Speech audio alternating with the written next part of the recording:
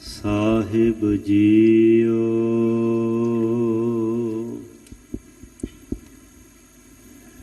एक ओंकार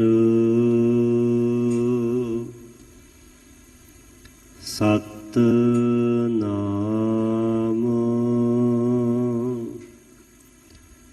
करता पुरख निर्भव निर्वैर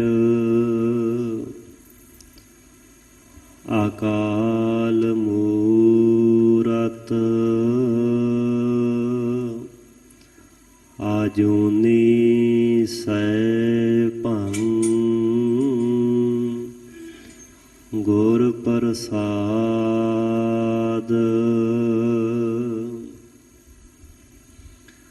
सास सास हम भूलन हारे तुम समरथ अगणत अपारे सरन परे की राख दयाला नानक तुमरे बाल गोपाला सोत अपराध करत है जेते जननी चीत ना राखस तेते रामैया हाँ बारक तेरा काहे ना खंडस अवगन मेरा सोत खेन खेन भूल बेकार जगत पित भावहंगे मोहे दूजी नाही ठौर जिस पह हम जावहंगे तेरी सरन मेरे दीन दयाला सुख सागर मेरे गुर गोपाला कर किरपा नानक गुण गावै राखो सरम असाड़ी जियो सो कहो टल गुर सेवियै अहनिस सहज सुभाए दर्शन परसै गुरु कै जन्म मरण दुख जाय होवै सिफत खसम दी नूर अरसों कुरसों चट्टियै तुद डिठे सच्चे पातशाह मल जन्म जन्म दी कट्टी सज्जन सच्चा पातशाह सिर साहांदा जिस पास बैठिया सोहिया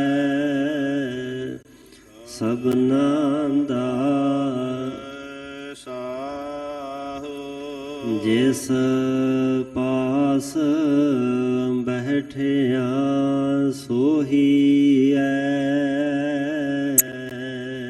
ਸਭਨਾ ਦਾ ਵੇਸਾ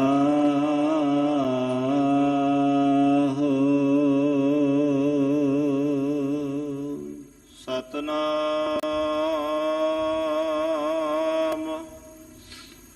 ਸ੍ਰੀ ਵਾਹਿਗੁਰੂ ਸਾਹਿਬ ਜੀ। ਸ੍ਰੀ ਰਾਗ ਮਹੱਲਾ ਪੰਜਵਾ। ਘਰ ਪੰਜਵਾ। ਜਾਨੋ ਨਹੀਂ ਭਾਵੈ ਕਵਨ ਬਾਤਾ।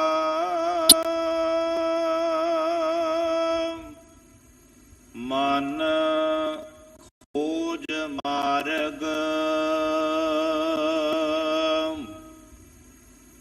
ਜਾਨੋ ਨਹੀਂ ਭਾਵੈ ਕਵਨ ਬਾਤਾ।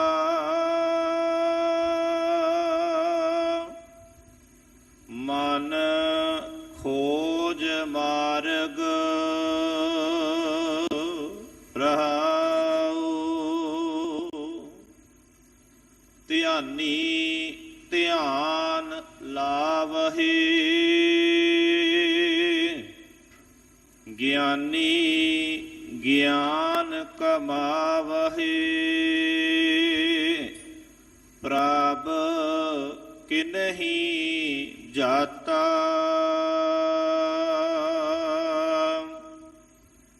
ਜਾਨੋ ਨਹੀਂ ਭਾਵੈ ਕਵਨ ਬਾਤਾ। ਵਾਹਿਗੁਰੂ ਜੀ ਕਾ ਖਾਲਸਾ ਵਾਹਿਗੁਰੂ ਜੀ ਕੀ ਫਤਿਹ। ਪਰਮ ਸਨਮਾਨ ਸਤਿਕਾਰਯੋਗ ਜੁਗੋ ਜੁਗ ਅਟਲ ਸ਼ਬਦ ਗੁਰੂ ਚਵਰ ਤਖਤ ਛਤਰ ਦੇ ਮਾਲਕ ਦਸਾਂ ਪਾਤਸ਼ਾਹੀਆਂ ਦੀ ਜੋਤ ਸਮਰੱਥ ਪਰਤੱਖ ਹਾਜ਼ਰ ਨਾਜ਼ਰ ਸਤਿਗੁਰੂ ਵਾਲੀਏ ਦੋ ਜਹਾਂ ਹਲਤ ਪਲਤ ਦੇ ਰੱਖਿਅਕ। ਧੰਨ ਧੰਨ ਸਾਹਿਬ ਸਤਿਗੁਰੂ ਆਦਿ ਸ੍ਰੀ ਗੁਰੂ ਗ੍ਰੰਥ ਸਾਹਿਬ ਜੀ ਮਹਾਰਾਜ। ਐਸੇ ਦੀਨ ਦਿਆਲ ਸਤਿਗੁਰੂ ਪਾਤਸ਼ਾਹ ਮਹਾਰਾਜ ਜੀ ਦੀ ਆਪਰੇ ਅਪਾਰ ਕਿਰਪਾ ਰਹਿਮਤ ਬਖਸ਼ਿਸ਼ ਦਾ ਸਦਕਾ ਸ਼੍ਰੀ ਦਸ਼ਮੇਸ਼ ਪਿਤਾ ਜੀ ਸ਼੍ਰੀ ਕਲਗੀਧਰ ਜੀ ਪੰਥ ਵਾਲੇ ਅੰਮ੍ਰਿਤ ਦੇ ਦਾਤੇ ਸਤਿਗੁਰੂ ਸਾਹਿਬੇ ਕਮਾਲ ਬਾਦਸ਼ਾਹ ਦਰਵੇਸ਼ ਅਰਸ਼ਾਂ ਫਰਸ਼ਾਂ ਦੇ ਮਾਲਕ ਨੀਲੇ ਦੇ ਸ਼ਾਹੇ ਅਸਵਾਰ ਦੇਗ ਤੇਗ ਦੇ ਧਨੀ ਮਰਦ ਅਗੰਬੜੇ। ਧੰਨ ਧੰਨ ਸਾਹਿਬ ਸਤਿਗੁਰੂ ਸ੍ਰੀ ਗੁਰੂ ਗੋਬਿੰਦ ਸਿੰਘ ਸਾਹਿਬ ਜੀ ਮਹਾਰਾਜ ਜੀ ਦੇ ਮਹਾਨ ਪਾਵਨ ਪਵਿੱਤਰ ਇਤਿਹਾਸਕ ਮੁਕੱਦਸ ਮੁਬਾਰਕ ਪਾਕ ਅਸਥਾਨ ਤਖਤ ਸ਼੍ਰੀ ਕੇਸਗੜ੍ਹ ਸਾਹਿਬ ਜੀ ਵਿਖੇ ਹਾਜ਼ਰੀਆਂ ਭਰਦਿਆਂ ਯਾਤਰਾ ਕਰਦਿਆਂ ਸਤਿਗੁਰੂ ਪਾਤਸ਼ਾਹ ਮਹਾਰਾਜ ਜੀ ਦੀ ਮਹਾਨ ਗੁਰ ਸੰਗਤ ਪੰਗਤ ਦਾ ਲਾਹਾ ਲੈ ਰਹੇ ਗੁਰੂ ਸਵਾਰੇ ਗੁਰੂ ਪਾਤਸ਼ਾਹ ਜੀ ਦੀ ਸਾਜੀ ਨਿਵਾਜੀ ਗੁਰੂ ਰੂਪ ਗੁਰੂ ਖਾਲਸਾ ਗੁਰ ਸੰਗਤ ਜੀਓ। ਵੱਡਿਆਂ ਭਾਗਾਂ ਸਦਕਾ ਗੁਰੂ ਬਖਸ਼ੇ ਉਦਮ ਉਪਰਾਲੇ ਪ੍ਰੇਰਨਾ ਦੁਆਰਾ ਆਪ ਜੀ ਨੇ ਅੰਮ੍ਰਿਤ ਵੇਲੇ ਤੋਂ ਸਾਜਰੇ ਸੁੰਦਰ ਦੀਵਾਨ ਅੰਦਰ ਹਾਜ਼ਰੀ ਭਰੀ ਹੈ।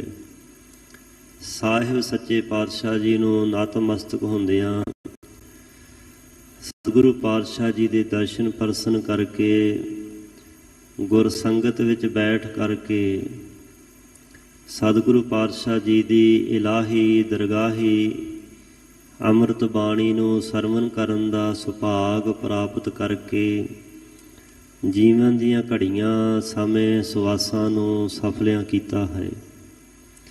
ਸਤਿਗੁਰੂ ਪਾਤਸ਼ਾਹ ਜੀ ਦੇ ਮਹਾਨ ਪਾਵਨ ਅਸਥਾਨ 'ਤੇ ਗੁਰੂ ਕਿਰਪਾ ਸਦਕਾ ਅੰਮ੍ਰਿਤ ਵੇਲੇ ਦੇ ਦੀਵਾਨ ਅੰਦਰ ਗੁਰ ਸ਼ਬਦ ਧੁਰ ਕੀ ਬਾਣੀ ਦੀ ਲੜੀਵਾਰ ਵਿਚਾਰ ਚੱਲ ਰਹੀ ਹੈ। ਸੋ ਰੋਜ਼ਾਨਾ ਹੀ ਸਵੇਰ ਦੇ ਦੀਵਾਨ ਅੰਦਰ ਆਸਾ ਜੀ ਦੀ ਵਾਰ ਦੇ ਸ਼ਬਦ ਕੀਰਤਨ ਤੋਂ ਉਪਰੰਤ ਅੰਮ੍ਰਿਤ ਬਾਣੀ ਦੀ ਵਿਚਾਰ ਹੁੰਦੀ ਹੈ। ਸੋ ਜੋ ਲੜੀਵਾਰ ਵਿਚਾਰ ਸਤਿਗੁਰੂ ਪਾਤਸ਼ਾਹ ਮਹਾਰਾਜ ਜੀ ਦੇ ਮਹਾਨ ਪਾਵਨ ਪਿੱਤਰ ਮੁਬਾਰਕ ਅੰਗ 71 ਦੇ ਉੱਪਰ ਸੁਭਾਏਮਾਨ ਹੈ, ਜੋ ਅੱਜ ਦਾ ਆਪ ਜੀ ਨੇ ਪਾਵਨ ਸ਼ਬਦ ਜਿਸ ਦੀਆਂ ਕੁਛ ਪੰਕਤੀਆਂ ਬੰਦ ਆਪ ਜੀ ਨੇ ਸਰਵਣ ਕੀਤੇ ਹਨ। ਸਤਿਗੁਰੂ ਪਾਤਸ਼ਾਹ ਜੀ ਦੀ ਪਾਵਨ ਬਾਣੀ ਦੀ ਵਿਚਾਰ ਤੋਂ ਪਹਿਲਾਂ ਵਾਹਿਗੁਰੂ ਗੁਰਮੰਤਰ ਦਾ ਜਾਪ ਕਰਦਿਆਂ ਹੋਇਆਂ ਸਾਹਿਬਾਂ ਜੀ ਦੀ ਪਾਵਨ ਬਾਣੀ ਦੀ ਵਿਚਾਰ ਦੇ ਨਾਲ ਸਾਂਝ ਪਾਈਏ। ਰਸਨਾ ਦੀ ਪਵਿੱਤਰਤਾ ਵਾਸਤੇ, ਹਿਰਦੇ ਮਨ ਦੇ ਟਿਕਾ ਵਾਸਤੇ ਵਾਹਿਗੁਰੂ ਗੁਰਮੰਤਰ ਦਾ ਉਚਾਰਨ ਕਰੀਏ। ਕਲਗੀਧਰ ਪਾਤਸ਼ਾਹ ਮਹਾਰਾਜ ਜੀ ਨੇ ਜੋ ਪੰਜਾਂ ਪਿਆਰਿਆਂ ਦੇ ਰੂਪ ਅੰਦਰ ਸਾਨੂੰ ਗੁਰਮੰਤਰ ਬਖਸ਼ਿਸ਼ ਕੀਤਾ ਹੈ, ਤਿਸ ਦਾ ਜਾਪ ਕਰਨ ਦਾ, ਧਿਆਨ ਕਰਨ ਦਾ, ਆਰਾਧਨ ਕਰਨ ਦਾ ਹੁਕਮ ਵੀ ਗੁਰੂ ਪਾਤਸ਼ਾਹ ਮਹਾਰਾਜ ਜੀ ਨੇ ਸਾਨੂੰ ਕੀਤਾ ਹੈ। ਇੱਥੋਂ ਤੱਕ ਕਿ ਸਤਿਗੁਰੂ ਪਾਤਸ਼ਾਹ ਜੀ ਦੇ ਪਾਵਨ ਬਾਣੀ ਦੇ ਅੰਦਰ ਜੋ ਪਾਵਨ ਆਪਣੇ ਬਚਨ ਨੇ ਕਿ ਮਨੁੱਖ ਕਾਰ ਵਿਹਾਰ ਕਰਦਾ, ਚੱਲਦਾ ਫਿਰਦਾ, ਤੁਰਦਾ ਉੱਠਦਾ, ਬੈਠਦਾ, ਸੌਂਦਾ, ਖਾਂਦਾ ਪੀਂਦਾ, ਗੁਰ ਮੰਤਰੜਾ ਚਿਤਾਰ, ਗੁਰੂ ਦਾ ਮੰਤਰ ਚੇਤੇ ਰੱਖੇ। ਗੁਰੂ ਦਾ ਮੰਤਰ ਹੈ ਵਾਹਿਗੁਰੂ, ਗੁਰਮੰਤਰ ਹੈ ਜਪ ਹਉਮੈ ਖੋਈ। ਜਿਸ ਨੂੰ ਜਪ ਕਰਕੇ ਮਨੁੱਖੀ ਅਪਨੱਤ ਆਪਾ ਭਾਵ, ਹੰਗਤਾ, ਮਮਤਾ, ਮੇਰ ਤੇਰ ਦਾ ਭਾਵ ਖਤਮ ਹੋ ਕੇ ਤੂੰ ਦੀ ਭਾਵਨਾ ਹਿਰਦੇ ਵਿੱਚੋਂ ਪ੍ਰਗਟ ਹੁੰਦੀ ਹੈ। ਤੇ ਜਦੋਂ ਆਪਾ ਪਰਕਾ ਮਿਟ ਗਿਆ, ਜਦ ਦੇਖੋ ਤਤ ਤੂੰ। ਵਾਹਿਗੁਰੂ ਮੰਤਰ ਹੀ ਸੰਸਾਰ ਦੇ ਅੰਦਰ ਇੱਕੋ ਇੱਕ ਐਸਾ ਮੰਤਰ ਹੈ ਜੋ ਮਨੁੱਖ ਦੇ ਆਪਾ ਭਾਵ ਨੂੰ ਮੇਟ ਕੇ ਤੂੰ ਦੀ ਅਵਸਥਾ 'ਤੇ ਪਹੁੰਚਾ ਕਰਕੇ ਉਸ ਤੂੰ ਕਰਤਾ ਤੂੰ ਭਇਆ ਅਕਾਲ ਪੁਰਖ ਵਾਹਿਗੁਰੂ ਵਿੱਚ ਅਭੇਦਤਾ ਬਖਸ਼ਿਸ਼ ਕਰਦਾ ਹੈ। ਸੋ ਵਾਹਿਗੁਰੂ ਮੰਤਰ ਦਾ ਜਾਪ ਕਰੀਏ, ਸਾਹਿਬਾਂ ਦੀ ਪਾਵਨ ਬਾਣੀ ਦੀ ਵਿਚਾਰ ਨਾਲ ਜੁੜੀਏ, ਜਪੀਏ ਵਾਹਿਗੁਰੂ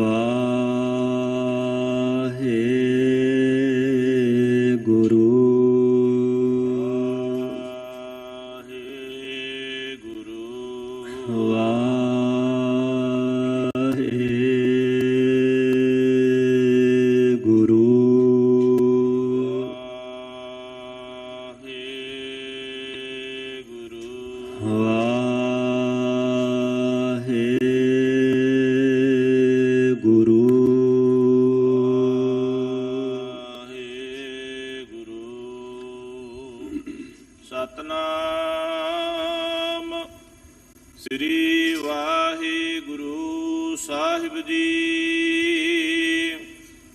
ਸ੍ਰੀ ਰਾਗ ਮਹੱਲਾ ਪੰਜਵਾ। ਘਰ ਪੰਜਵਾ।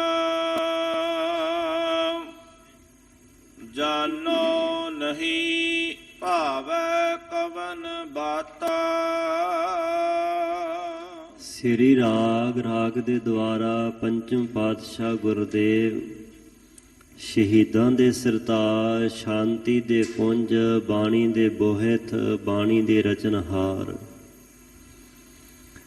ਧੰਨ ਧੰਨ ਧੰਨ ਸਤਿਗੁਰੂ ਸ੍ਰੀ ਗੁਰੂ ਅਰਜਨ ਦੇਵ ਪਾਤਸ਼ਾਹ ਮਹਾਰਾਜ ਜੀ। ਮਹੱਲਾ ਸਰੂਪ ਪੰਜਵਾਂ। ਪੰਜਵੇਂ ਪਾਤਸ਼ਾਹ। ਘਰ ਦਾ ਅਰਥ ਹੈ ਸੁਰ ਤਾਲ। ਪੰਜਵੇਂ ਸੁਰ ਤਾਲ ਦੇ ਅੰਦਰ ਇੱਕ ਘਰ ਦੀਆਂ 3 ਮਾਤਰਾ ਵਿਦਵਾਨ ਮੰਨਦੇ ਹਨ। ਸੋ ਪੰਜੂ ਤਿਆਂ 15 ਇਹ ਮਿਰਦੰਗ ਦੇ ਤਾਲ ਹਨ। ਪੁਰਾਣੇ ਸਮੇਂ ਵਿੱਚ ਗੁਰੂ ਘਰ ਵਿੱਚ ਮਿਰਦੰਗ ਵਜਾਈ ਜਾਂਦੀ ਸੀ। ਸੋ ਅੱਜ ਜਿਵੇਂ ਜੋੜੀ ਵੱਜਦੀ ਹੈ, ਤਬਲਾ ਵੱਜਦਾ ਹੈ। ਰਾਗ ਦੇ ਨਾਲ ਤਾਲ ਦਾ ਪਰਸਪਰ ਆਪਸ ਦੇ ਵਿੱਚ ਬੜਾ ਡੂੰਘਾ ਤੇ ਨੇੜਲਾ ਸੰਬੰਧ ਹੈ। ਰਾਗ ਦੀ ਦੁਨੀਆ ਦੇ ਅੰਦਰ ਰਾਗ ਤਾਲ ਤੋਂ ਬਿਨਾਂ ਤੇ ਤਾਲ ਰਾਗ ਤੋਂ ਬਿਨਾਂ ਅਧੂਰਾ ਮੰਨਿਆ ਜਾਂਦਾ ਹੈ। ਦੋਵਾਂ ਦਾ ਸੁਮੇਲ ਹੀ ਰਲ ਕਰਕੇ ਸੰਗੀਤ ਬਣਦਾ ਹੈ, ਮਨੁੱਖੀ ਮਨ ਵਿੱਚ ਖੇੜਾ ਪੈਦਾ ਕਰਦਾ ਹੈ। ਸੋ ਇਸੇ ਵਾਸਤੇ ਸਾਹਿਬਾਂ ਨੇ ਜਿੱਥੇ ਰਾਗਾਂ ਦੇ ਅੰਦਰ ਬਾਣੀ ਉਚਾਰਨ ਕੀਤੀ, ਉੱਥੇ ਨਾਲ ਘਰ ਵੀ ਦੱਸੇ ਹਨ ਕਿ ਤਾਲ ਕਿਹੜਾ ਹੈ। 17 ਘਰ ਨੇ ਸਾਹਿਬ ਗੁਰੂ ਗ੍ਰੰਥ ਸਾਹਿਬ ਜੀ ਦੀ ਪਾਵਨ ਬਾਣੀ, ਸਮੁੱਚੀ ਬਾਣੀ ਦੇ ਅੰਦਰ 31 ਰਾਗ ਤੇ 17 ਘਰ, ਭਾਵ 17 ਤਾਲ ਹਨ। ਅੱਗੇ ਉਹਨਾਂ ਦੀਆਂ ਵੱਖ-ਵੱਖ ਮਾਤਰਾਂ ਤੇ ਵੰਨਗੀਆਂ ਹਨ। ਇਸ ਪਾਵਨ ਸ਼ਬਦ ਨੂੰ ਧੰਨ ਸਤਿਗੁਰੂ ਸ੍ਰੀ ਗੁਰੂ ਅਰਜਨ ਦੇਵ ਪਾਤਸ਼ਾਹ ਜੀ ਨੇ ਉਚਾਰਨ ਕਰਦਿਆਂ ਹੋਇਆਂ ਮਨੁੱਖੀ ਮਨ ਨੂੰ ਸੇਧ ਬਖਸ਼ਿਸ਼ ਕੀਤੀ ਹੈ। ਮਨ ਖੁਜ ਮਨ। ਪਹਿਲੀ ਪੰਕਤੀ ਦੇ ਅੰਦਰ ਆਪਾ ਭਾਵ ਸਮਰਪਿਤ ਕਰਦਿਆਂ ਸਾਨੂੰ ਇਹ ਸਿੱਖਿਆ ਦਿੱਤੀ ਹੈ ਕਿ ਮਤ ਹੁੰਦੀ ਹੋਏ ਇਆਨਾ, ਤਨ ਹੁੰਦੇ ਹੋਏ ਨਿਤਾਣਾ। ਅਕਲ ਬੁੱਧ ਮਤ ਦੇ ਹੁੰਦਿਆਂ ਹੋਇਆਂ ਵੀ ਬੰਦੇ ਨੇ ਨਿਮਾਣਾ, ਨਿਤਾਣਾ ਬਣ ਕੇ ਗੁਰੂ ਪਾਤਸ਼ਾਹ ਦੇ ਹਜ਼ੂਰ ਬੇਨਤੀ ਕਰਨੀ ਹੈ। ਹਾਂ, ਇਹ ਜ਼ਰੂਰ ਅਰਦਾਸ ਬੇਨਤੀ ਕਰਨੀ, ਹਾਰ ਪਰਿਓ ਸੁਆਮੀ ਕੇ ਦੁਆਰੇ ਦੀਜੈ ਬੁੱਧ ਵਿਵੇਕਾ। ਸਾ ਮਤ ਦੀਜੈ ਉਹ ਮਤ ਬੁੱਧ ਦਿਓ, ਦਿਆਲ ਪ੍ਰਭ ਜਿਤ ਤੁਮੇ ਅਰਾਧਾ। ਮਾਲਕ ਜੀ, ਜਿਸ ਕਰਕੇ ਤੁਹਾਨੂੰ ਅਰਾਧਨਾ ਕਰੀਏ।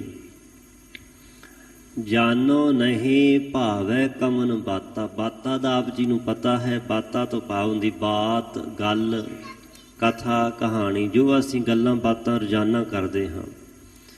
ਜਾਨੋ ਨਹੀਂ, ਮੈਂ ਨਹੀਂ ਜਾਣਦਾ, ਮੈਨੂੰ ਨਹੀਂ ਪਤਾ, ਮੈਨੂੰ ਸੋਝੀ ਗਿਆਤ, ਸੂਝ ਬੂਝ ਨਹੀਂ। ਭਾਵੇਂ ਕਮਨ ਬਾਤਾ, ਤੈਨੂੰ ਕਿਹੜੀ ਗੱਲ ਭਾਉਂਦੀ ਹੈ, ਤੈਨੂੰ ਕਿਹੜੀ ਗੱਲ ਚੰਗੀ ਲੱਗਦੀ ਹੈ। ਕਿਉਂਕਿ ਗੱਲਾਂ ਵਾਲੇ ਹੈਨ ਕਨੇਰੇ, ਛੱਡ ਨਾ ਸਕੇ ਕੋਈ। ਮਾਇਆ ਦੁਖਦਾਈ ਹੈ, ਜੰਜਾਲ ਪੈਦਾ ਕਰਦੀ ਹੈ। ਪਰਮਾਤਮਾ ਦਾ ਨਾਮ ਜਪਣਾ ਚਾਹੀਦਾ, ਸਿਮਰਨ ਕਰਨਾ ਚਾਹੀਦਾ। ਇਹ ਗੱਲਾਂ ਬਾਤਾਂ ਵਾਲੇ ਤਾਂ ਬੜੇ, ਪਰ ਮਾਇਆ ਦਾ ਮੋਹ ਛੱਡਣਾ ਕੋਈ ਸੌਖਾ ਨਹੀਂ, ਕੋਈ ਵਿਰਲਾ ਹੈ। ਸੋ ਗੱਲੀ ਅਸੀਂ ਚੰਗੀਆਂ, ਆਚਾਰੀ ਬੁਰੀਆਂ ਹਾਂ। ਮਨੋ ਕਸੁੱਧਾ ਕਾਲੀਆਂ, ਬਾਹਰੋਂ ਚਿਤਵੀਆਂ। ਇਹ ਗੱਲਾਂ ਵਾਲਿਆਂ ਦਾ ਜ਼ਿਕਰ ਹੈ। ਤੇ ਜੋਗੀਆਂ ਨੂੰ ਇਹੀ ਸਾਹਿਬਾਂ ਕਿਹਾ ਸੀ ਕਿ ਗੱਲੀ ਜੋਗ ਨਾ ਹੋਈ। ਗੱਲਾਂ ਨਾਲ ਨਹੀਂ ਕਦੀ ਕਿਸੇ ਦੀ ਖੇਡ ਬਣੀ, ਗੱਲ ਬਣੀ। ਤੇ ਗੁਰੂ ਸਾਹਿਬ ਕਹਿੰਦੇ, ਮਾਲਕਾ ਮੈਨੂੰ ਪਤਾ ਹੀ ਨਹੀਂ ਕਿ ਤੈਨੂੰ ਕਿਹੜੀ ਗੱਲ ਭਾਉਂਦੀ, ਕਿਹੜੀ ਗੱਲ ਚੰਗੀ ਲੱਗਦੀ ਹੈ। ਇੱਕ ਥਾਂ ਤੇ ਗੁਰੂ ਅਰਜਨ ਦੇਵ ਪਾਤਸ਼ਾਹ ਦਾ ਸੋਠ ਰਾਗ ਵਿੱਚ ਅੱਗੇ ਜਾ ਕੇ ਬਚਨ ਹੈ, ਹਰ ਆਰਾਧਨਾ ਜਾਨਾ ਰੇ, ਹਰ ਹਰ ਗੁਰ ਗੁਰ ਕਰਤਾ ਰੇ। ਇੰਨੀ ਭਾਰੀ ਨਿਮਰਤਾ ਮੈਨੂੰ ਪਤਾ ਹੀ ਨਹੀਂ ਕਿ ਹਰੀ ਨੂੰ ਕਿਵੇਂ ਰਾਧਿਆ ਜਾਂਦਾ, ਕਿਵੇਂ ਨਾਮ ਜਪਿਆ ਜਾਂਦਾ, ਕਿਵੇਂ ਸਿਮਰਨ ਕੀਤਾ ਜਾਂਦਾ। ਲੋਕ ਜੁਗਤੀਆਂ ਉਗਤੀਆਂ ਪੁੱਛਦੇ, ਢੰਗ ਪੁੱਛਦੇ ਨੇ। ਮਨ ਨੂੰ ਟਿਕਾਉਣ ਦਾ ਸਾਧਨ ਕੀ ਹੈ, ਮਨ ਕਿਵੇਂ ਸ਼ਾਂਤ ਹੋਵੇ, ਬੜੇ ਪੁੱਛਦੇ, ਬੜੇ ਦੱਸਦੇ। ਗੁਰੂ ਅਰਜਨ ਦੇਵ ਪਾਤਸ਼ਾਹ ਕਹਿੰਦੇ, ਮੈਨੂੰ ਕੱਖ ਪਤਾ ਨਹੀਂ। ਹਾਲਾਂਕਿ ਨਹੀਂ ਕਿ ਪਤਾ ਨਹੀਂ ਹੈ, ਸਭ ਕੁਛ ਪਤਾ ਹੈ। ਰੱਬ ਦੇ ਘਰ ਵਿੱਚ ਪ੍ਰਵਾਨ ਹੋਣ ਵਾਸਤੇ, ਉਹਦੇ ਰਾਹ 'ਤੇ ਤੁਰਨ ਵਾਸਤੇ ਅਣਜਾਣ ਤੇ ਬੇਸਮਝ ਬਣ ਕੇ ਤੁਰਿਆ ਜਾਂਦਾ। ਇਹ ਭਾਵ ਸਾਨੂੰ ਦਰਸਾ ਰਹੇ ਨੇ। ਹਰ ਆਰਾਧਨਾ ਜਾਨਾ ਰੇ, ਮੈਂ ਹਰੀ ਨੂੰ, ਪਰਮਾਤਮਾ ਨੂੰ ਚੇਤੇ ਕਰਨਾ ਨਹੀਂ ਜਾਣਦਾ। ਫਿਰ ਤੁਸੀਂ ਕੀ ਕਰਦੇ ਹੋ? ਉਹ ਕਹਿੰਦੇ ਹਰ ਹਰ ਗੁਰ ਗੁਰ ਕਰਤਾ ਰੇ। ਮੈਂ ਤਾਂ ਹਰੀ ਹਰੀ ਵਾਹਿਗੁਰੂ ਵਾਹਿਗੁਰੂ ਗੁਰੂ ਗੁਰੂ ਕਰਦਾ ਰਹਿੰਦਾ ਹਾਂ। ਉਗਤੀ ਜੁਗਤੀ ਦਾ ਕੋਈ ਪਤਾ ਨਹੀਂ, ਜਿਵੇਂ ਆਮ ਗੱਲਾਂ ਕਰੀਦੀਆਂ ਇਸੇ ਤਰ੍ਹਾਂ ਕਾਰ ਵਿਹਾਰ ਕਰਦਾ ਮੈਂ ਉਹਦਾ ਨਾਮ ਜਪਦਾ ਹਾਂ। ਹਾਂ ਉਹਦੀ ਮਰਜ਼ੀ ਹੈ ਕਿ ਮੇਰੀ ਇਹ ਘਾਲਣਾ ਥਾਏ ਪਾ ਦੇ, ਪ੍ਰਵਾਨ ਕਰ ਲੈ। ਮੇਰਾ ਕੋਈ ਦਾਅਵਾ ਨਹੀਂ ਕਿ ਮੈਂ ਜਪਦਾ ਮੈਂ ਕੁਛ ਕਰਦਾ ਹਾਂ। ਪੰਜੋ ਪਾਤਸ਼ਾਹ ਕਹਿ ਰਹੇ ਨੇ ਜਾਣੋ ਨਹੀਂ, ਮੈਂ ਨਹੀਂ ਜਾਣਦਾ ਭਾਵੇਂ ਕਵਨ ਬਾਤਾ, ਤੈਨੂੰ ਕਿਹੜੀ ਗੱਲ ਚੰਗੀ ਲੱਗਦੀ ਹੈ, ਉਹ ਕਿਹੜਾ ਢੰਗ ਤਰੀਕਾ ਜੁਗਤ ਦੇ ਉਗਤ ਪੈਦਾ ਕਰਾਂ ਜਿਸ ਕਰਕੇ ਤੈਨੂੰ ਭਾ ਜਾਵਾਂ। ਭਾਵੇਂ ਦਰਸ਼ਨ ਦਾ ਭਾਉਣਾ, ਚੰਗਾ ਲੱਗਣਾ, ਕਬੂਲ ਹੋਣਾ। ਕਮਨ ਬਾਤਾ ਕਿਹੜੀ ਗੱਲ ਹੈ, ਉਹ ਕਿਹੜੀ ਵਿਚਾਰ ਹੈ ਜਿਸ ਕਰਕੇ ਮਾਲਕ ਜੀ ਮੈਂ ਤੈਨੂੰ ਭਾਵਾਂ। ਮੈਨੂੰ ਇਸ ਗੱਲ ਦਾ ਕੋਈ ਪਤਾ ਕੋਈ ਸੋਝੀ ਨਹੀਂ ਹੈ। ਮਨ ਖੋਜ ਮਾਰਗ। ਇਹ ਰਹਾਉ ਵਾਲਾ ਬੰਦ ਹੈ। ਦੋ ਪੰਕਤੀਆਂ। ਪਹਿਲੀ ਦੇ ਅੰਦਰ ਆਪਣੇ ਆਪ ਨੂੰ ਬਿਲਕੁਲ ਅਣਜਾਣ ਤੇ ਬੇਸਮਝ ਜਗਿਆਸੂ ਨੂੰ ਵਰਣਨ ਕਰਦਿਆਂ, ਜਗਿਆਸੂ ਰੂਪ ਵਿੱਚ ਵਰਣਨ ਕਰਦਿਆਂ ਸਮਝਾਇਆ ਹੈ। ਅੱਗੇ ਪ੍ਰੇਰਨਾ ਦਿੱਤੀ ਹੈ ਕਿ ਹੱਥ ਤੇ ਹੱਥ ਧਰ ਕੇ ਨਾ ਬਹਿ ਜਾਇਓ, ਖੋਜ ਵਾਲੇ ਪਾਸੇ ਤੁਰੋ।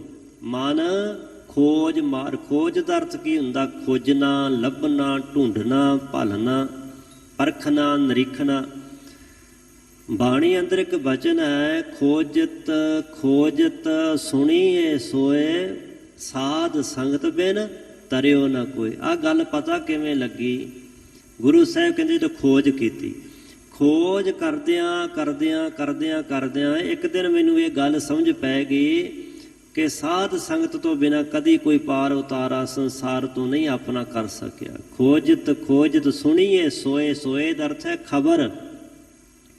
ਜਦੋਂ ਮੈਂ ਖੋਜ ਵਾਲੇ ਪਾਸੇ ਤੁਰਿਆ, ਖੋਜ ਕੀਤੀ, ਤਾਂ ਖੋਜ ਕਰਦਿਆਂ ਕਰਦਿਆਂ ਇਹ ਸੋਏ, ਇਹ ਖਬਰ ਮੈਨੂੰ ਮਿਲ ਗਈ। ਕਿਹੜੀ ਖਬਰ ਮਿਲ ਗਈ? ਅਖਬਾਰਾਂ ਦੀਆਂ ਖਬਰਾਂ ਨਹੀਂ, ਟੀਵੀ ਚੈਨਲਾਂ ਫੋਨਾਂ ਦੀਆਂ ਖਬਰਾਂ ਨਹੀਂ, ਇੱਥੇ ਆਹ ਹੋ ਗਿਆ ਤੇ ਉੱਥੇ ਉਹ ਹੋ ਗਿਆ। ਸਾਰਾ ਦਿਨ ਬਸ ਇਹੋ ਕੁਛ ਹੀ ਚੱਲਦਾ ਹੈ। ਤੇ ਬੜਿਆ ਕਈਆਂ ਨੂੰ ਚਸਕਾ, ਜਿੰਨਾ ਚਿਰ ਅਖਬਾਰ ਨਾ ਵੇਖ ਰਹੇ, ਖਬਰ ਨਾ ਸੁਣਨ, ਰੋਟੀ ਪਾਣੀ ਨਹੀਂ ਹਜਮ ਹੁੰਦਾ। ਕਈ ਤਾਂ ਸੁੱਚੇ ਮੂੰਹ ਸਵੇਰੇ ਖਬਰਾਂ ਸੁਣਨੀਆਂ ਸ਼ੁਰੂ ਕਰ ਦਿੰਦੇ। ਗੁਰੂ ਸਾਹਿਬ ਕਹਿੰਦੇ ਮੈਂ ਰੱਬ ਦੀ ਖਬਰ ਸੁਣ ਲਈ। ਖੋਜਤ ਖੋਜਤ ਸੁਣੀਏ ਸੋਏ, ਸੋਏ ਖਬਰ ਸੁਣ ਲਈ। ਕੀ ਖਬਰ ਸੁਣ ਲਈ? ਸਾਧ ਸੰਗਤ ਬਿਨ ਤਰਿਓ ਨਾ ਕੋਈ। ਗੁਰੂ ਦੀ ਸਤ ਸੰਗਤ ਤੋਂ ਬਿਨਾਂ ਕੋਈ ਸੰਸਾਰ ਸਾਗਰ ਭਵਜਲ ਤੋਂ ਕਦੀ ਨਹੀਂ ਕੋਈ ਤਰਿਆ, ਨਾ ਤਰਿਆ ਸੀ, ਨਾ ਤਰ ਰਿਹਾ ਤੇ ਨਾ ਤਰ ਸਕੇਗਾ। ਤਿੰਨਾਂ ਕਾਲਾਂ ਦੇ ਵਿੱਚ ਹੀ ਨਹੀਂ ਕੋਈ ਤਰ ਸਕਿਆ। ਭਾਵੇਂ ਕੋਈ ਸਤਯੁਗ ਦਾ ਸਮਾਂ ਹੋਵੇ, ਭਾਵੇਂ ਵਰਤਮਾਨ ਹੋਵੇ, ਭਾਵੇਂ ਕਿ ਆਉਣ ਵਾਲਾ ਭਵਿੱਖਤ ਕਾਲ ਹੋਵੇ, ਕਿਸੇ ਸਮੇਂ ਵਿੱਚ ਨਹੀਂ ਤਰਿਆ। ਇਸੇ ਵਾਸਤੇ ਸਾਹਿਬ ਕਹਿੰਦੇ ਨੇ ਮਨ ਤੋਂ ਜੋਤ ਸਰੂਪ ਹੈ, ਆਪਣਾ ਮੂਲ ਪਛਾਣ। ਆਪਣਾ ਮੂਲ ਪਛਾਣਨਾ ਕੀ? ਮਨ ਦੀ ਖੋਜ ਕਰਨੀ। ਪਾਵਨ ਬਾਣੀ ਅੰਦਰ ਜਿਨ੍ਹਾਂ ਨੇ ਮਨ ਦੀ ਖੋਜ ਕੀਤੀ ਉਹਨਾਂ ਦਾ ਜ਼ਿਕਰ ਹੈ, ਪਰ ਅਖੀਰ ਉਹ ਵੀ ਹਾਰ ਗਏ। ਗੁਰੂ ਤੋਂ ਬਿਨਾਂ ਉਹਨਾਂ ਨੂੰ ਇਹ ਸਮਝ ਨਹੀਂ ਪਈ ਕਿ ਮਨ ਕੀ ਸ਼ੈ ਹੈ। ਸਨਕ ਸਨੰਦ ਮੇਸ ਸਮਾਨਾ, ਇਹਨਾਂ ਬਾਰੇ ਚੌਹਾਂ ਦਾ ਜ਼ਿਕਰ ਕਰਕੇ ਇੱਕ ਥਾਂ ਤੇ ਸਤਿਗੁਰੂ ਪਾਤਸ਼ਾਹ ਮਹਾਰਾਜ ਜੀ ਨੇ ਜ਼ਿਕਰ ਕੀਤਾ, ਤਿੰਨ ਪੀ ਤਨ ਮੈਂ ਮਨ ਨਹੀਂ ਪੇਖਾ। ਉਹ ਵੀ ਮਨ ਦੇ ਹੱਥੋਂ ਹਾਰ ਗਏ। ਮਨ ਹੈ ਕੀ ਹੈ? ਵਿਦਵਾਨ ਪੁਰਸ਼ ਕਹਿੰਦੇ ਕਿ ਮਨ ਵਿਚਾਰਾਂ ਦਾ ਸਮੂਹ ਹੈ। ਇੱਕ ਸੰਕਲਪ ਉੱਠਦਾ ਹੈ, ਉਹ ਅਜੇ ਮੁੱਕਦਾ ਨਹੀਂ, ਦੂਜਾ ਸ਼ੁਰੂ ਹੋ ਜਾਂਦਾ। ਉਤਰਾ ਚੜਾ ਸੰਕਲਪ ਵਿਕਲਪ, ਇਹਨਾਂ ਦਾ ਮੁਜੱਸਮਾ, ਇਹਨਾਂ ਦਾ ਸਰੂਪ ਹੀ ਮਨ ਹੈ। ਮਨ ਬਾਣੀ ਅੰਦਰ ਗੁਰੂ ਸਾਹਿਬ ਨੇ ਕਈ ਅਰਥਾਂ ਵਿੱਚ ਵਰਤਿਆ ਹੈ। ਮਨ ਦਾ ਅਰਥ ਵਿਚਾਰਾਂ ਦਾ ਸਮੂਹ ਵੀ ਹੈ, ਮਨ ਦਾ ਅਰਥ ਆਤਮਾ ਵੀ, ਮਨ ਦਾ ਅਰਥ ਦਿਲ ਵੀ ਹੈ।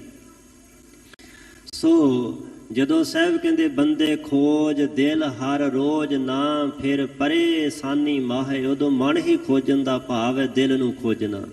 ਦਿਲ ਮੈਂ ਖੋਜ, ਦਿਲੇ ਦਿਲ ਖੋਜੋ। ਵਾਰ ਵਾਰ ਸਾਹਿਬ ਕਹਿੰਦੇ ਮਨ ਨੂੰ ਖੋਜੋ, ਮਨ ਨੂੰ ਪਰਖੋ।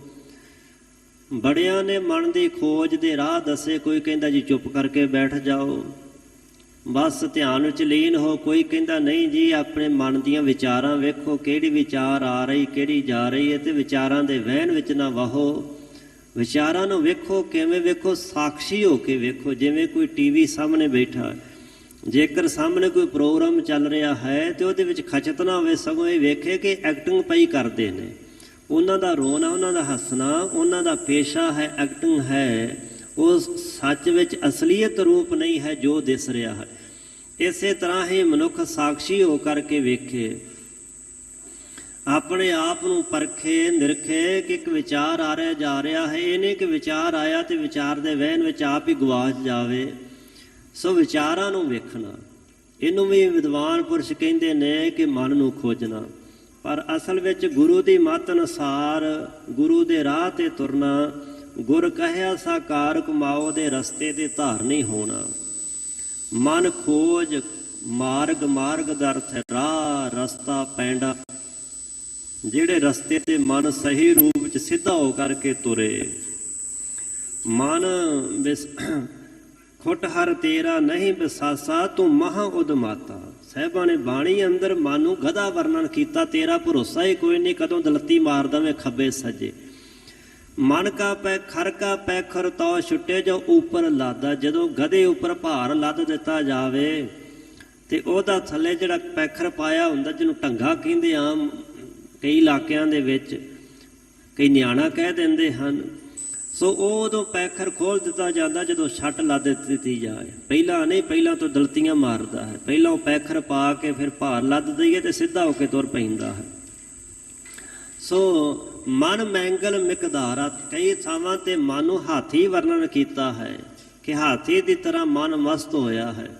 ਇਹੋ ਜਿਹੇ ਮਨ ਨੂੰ ਹੀ ਸਾਹਿਬਾਂ ਪ੍ਰੇਰਨਾ ਦਿੱਤੀ, ਮਨ ਖੋਜ ਮਾਰਗ, ਤੂੰ ਖੋਜੀ ਬਣ ਕੇ ਜੀਵਨ ਦਾ ਜਿਹੜਾ ਸਹੀ ਰਸਤਾ ਭਾਓ, ਭਗਤੀ, ਪ੍ਰੇਮਾ ਭਗਤੀ ਬੰਦਗੀ ਦਾ, ਉਹ ਸਤਿਗੁਰੂ ਦੇ ਦੁਆਰਾ ਤੂੰ ਖੋਜ ਲੱਭਣਾ ਕਰ, ਢੂੰਡਣਾ ਭਾਲਣਾ ਕਰ।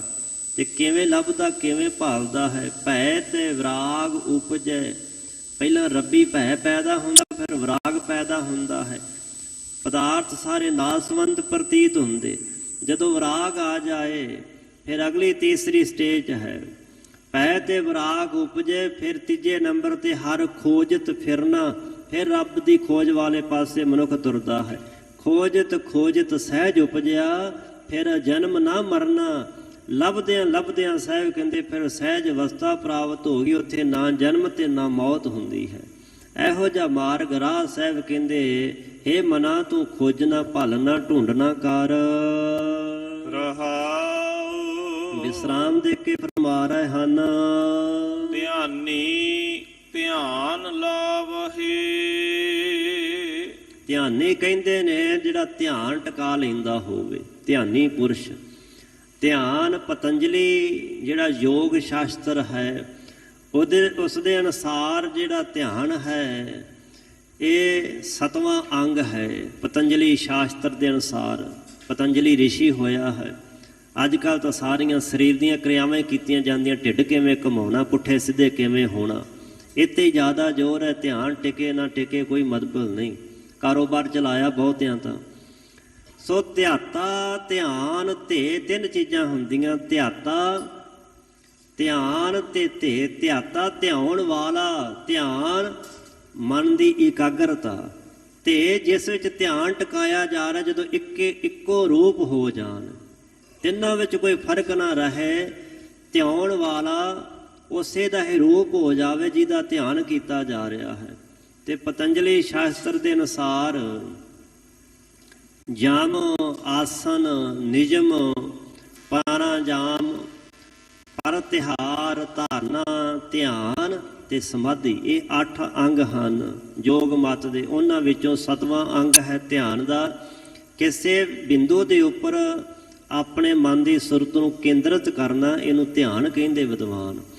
ਸੋ ਤਕਰੀਬਨ 12 ਸਕਿੰਟ ਦਾ ਸਮਾਂ, ਸਕਿੰਟ ਟਿਕ ਜਾਵੇ, ਇਸ ਨੂੰ ਇੱਕ ਧਿਆਨ ਮੰਨਿਆ ਜਾਂਦਾ ਹੈ।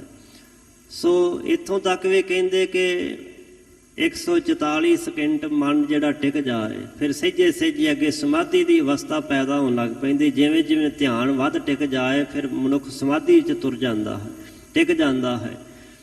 ਸਾਹਿਬ ਫਰਮਾ ਰਹੇ ਨੇ ਇਸ ਸ਼ਬਦ ਦੇ ਅੰਦਰ ਗੁਰੂ ਸਾਹਿਬ ਨੇ ਅਨਮਤੀਆਂ ਦੇ ਮਾਰਗਾਂ ਦਾ ਜ਼ਿਕਰ ਕੀਤਾ ਹੈ। ਜਿੰਨਾ ਅੱਗੇ ਹੁਣ ਅੱਗੇ ਚੱਲੇਗਾ, ਇਹ ਜਿਹੜੇ ਅਨਮਤੀ ਲੋਕ ਨੇ ਉਹਨਾਂ ਦੇ ਵੱਖ-ਵੱਖ ਜਿਹੜੇ ਸਾਧਨ ਨੇ, ਉਹਨਾਂ ਸਾਧਨਾਂ ਨੂੰ ਗੁਰੂ ਸਾਹਿਬ ਜੀ ਨੇ ਇੱਥੇ ਬਿਆਨ ਕਰਦੇ। ਅਖੀਰ ਗੁਰਮਤਿ ਦਾ ਨੁਕਤਾ ਉਪਦੇਸ਼ ਸਿਧਾਂਤ ਪੇਸ਼ ਕੀਤਾ ਹੈ ਕਿ ਗੁਰਮਤਿ ਇਸ ਬਾਰੇ ਕੀ ਕਹਿੰਦੀ ਹੈ। ਧਿਆਨੀ ਧਿਆਉਣ ਵਾਲੇ ਪੁਰਖ ਜਿਹੜੇ ਧਿਆਨ ਲਾਉਂਦੇ ਨੇ, ਧਿਆਨ ਲਾਵੇ ਉਹ ਧਿਆਨ ਲਾਉਣਾ ਕਰਦੇ ਹਨ, ਧਿਆਨ ਜੋੜਨਾ ਕਰਦੇ ਹਨ। ਗਿਆਨੀ ਗਿਆਨ ਕਮਾਵਹਿ। ਗਿਆਤਾ ਗਿਆਨ ਤੇ ਗੇ ਤਿੰਨ ਚੀਜ਼ਾਂ ਹੁੰਦੀਆਂ, ਜਿਵੇਂ ਧਿਆਤਾ ਧਿਆਨ ਤੇ ਇਸੇ ਤਰ੍ਹਾਂ ਗਿਆਤਾ ਗਿਆਨ ਗੇ। ਗਿਆਤਾ ਕਹਿੰਦੇ ਜਾਣਨ ਵਾਲੇ ਨੂੰ। ਸੋ ਕਿਸ ਬਾਰੇ ਜਾਣਨਾ ਹੈ? ਗਿਆਨ ਦੁਆਰਾ ਕਿਸੇ ਵੀ ਚੀਜ਼ ਬਾਰੇ ਜਾਣਾਂਗੇ, ਗਿਆਨ ਦੁਆਰਾ ਹੀ ਜਾਣਾਂਗੇ। ਜਾਣਨਾ ਕਿਸ ਬਾਰੇ? ਉਹ ਹੈ ਗੇ ਜਿਹਦੇ ਬਾਰੇ ਜਾਣਨਾ ਹੈ, ਉਹ ਹੈ ਪਰਮਾਤਮਾ ਜਾਂ ਆਤਮਾ। ਗਿਆਨੀ ਜਿਹੜਾ ਗਿਆਨਵਾਨ ਹੈ, ਗਿਆਨ ਕਮਾਵੇ ਉਹ ਗਿਆਨ ਦੀ ਕਮਾਈ ਕਰਦਾ। ਇੱਥੇ ਉਹ ਗਿਆਨੀ ਨਹੀਂ ਜਿਹਦੇ ਬਾਰੇ ਬਾਣੀ ਕਹਿੰਦੀ ਸੋ ਗਿਆਨੀ ਜੋ ਸਿਮਰੈ ਏਕ ਭੈ ਕਾਹੂ ਕੋ ਦੇਤ ਨਹਿ ਨਹਿ ਪੈ ਮਾਨ ਧਿਆਨ ਕਹੋ ਨਾਨਕ ਸੁਨ ਰੇ ਮਨਾ ਗਿਆਨੀ ਤਾਹੇ ਬਖਾਨ। ਗੁਰਮਤਿ ਦਾ ਧਿਆਨ ਗੁਰੂ ਨਾਨਕ ਦੇ ਪਾਤਸ਼ਾਹ ਨੇ ਦੱਸ ਦਿੱਤਾ ਹੈ। ਧੁਨ ਮੈਂ ਧਿਆਨ ਧਿਆਨ ਮੈਂ ਮਨੁਆ ਗੁਰਮੁਖ ਕਥ ਕਹਾਣੀ। ਧੁਨੀ ਵਿੱਚ ਧਿਆਨ ਟਿਕਾਉਣਾ, ਆਵਾਜ਼ ਨੂੰ ਸੁਰਤ ਵਿੱਚ ਲੀਨ ਕਰ ਦੇਣਾ। ਪਹਿਲਾਂ ਤਾਂ ਬੜਾ ਕਠਿਨ ਹੈ, ਪਰ ਇਹੀ ਸਹੀ ਗੁਰਮਤਿ ਦਾ ਮਾਰਗ ਹੈ।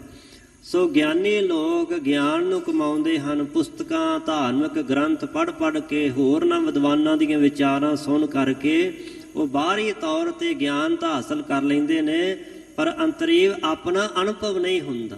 ਅਨੁਭਵ ਤੋਂ ਸਖਣਾ ਗਿਆਨ ਜਿਹੜਾ ਇਹਨੂੰ ਵਿਦਵਾਨਾਂ ਨੇ ਖਰੜ ਗਿਆਨ ਆਖਿਆ, ਸੁੱਕਾ ਗਿਆਨ ਆਖਿਆ ਹੈ, ਜੋ ਮਨੁੱਖ ਨੂੰ ਭਟਕਾਉਣ ਵਾਲਾ ਹੈ।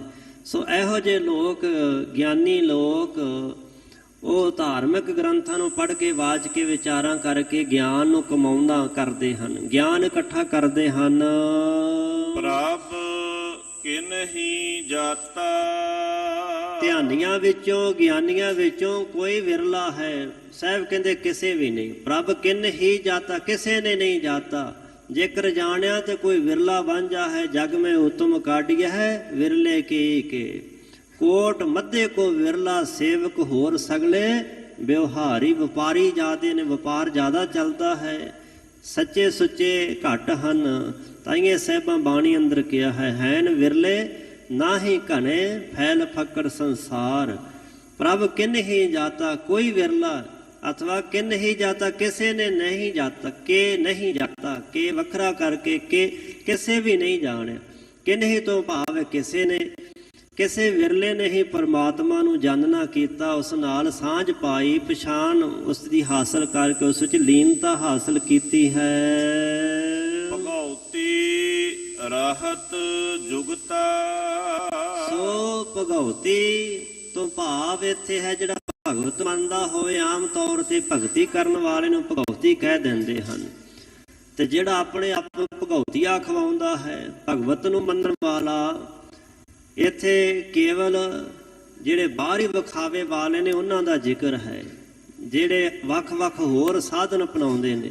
ਪਰ ਬਾਣੀ ਵਿੱਚ ਬਚਨ ਸੋ ਭਗਉਤੀ ਜੋ ਭਗਵੰਤੈ ਜਾਣੈ।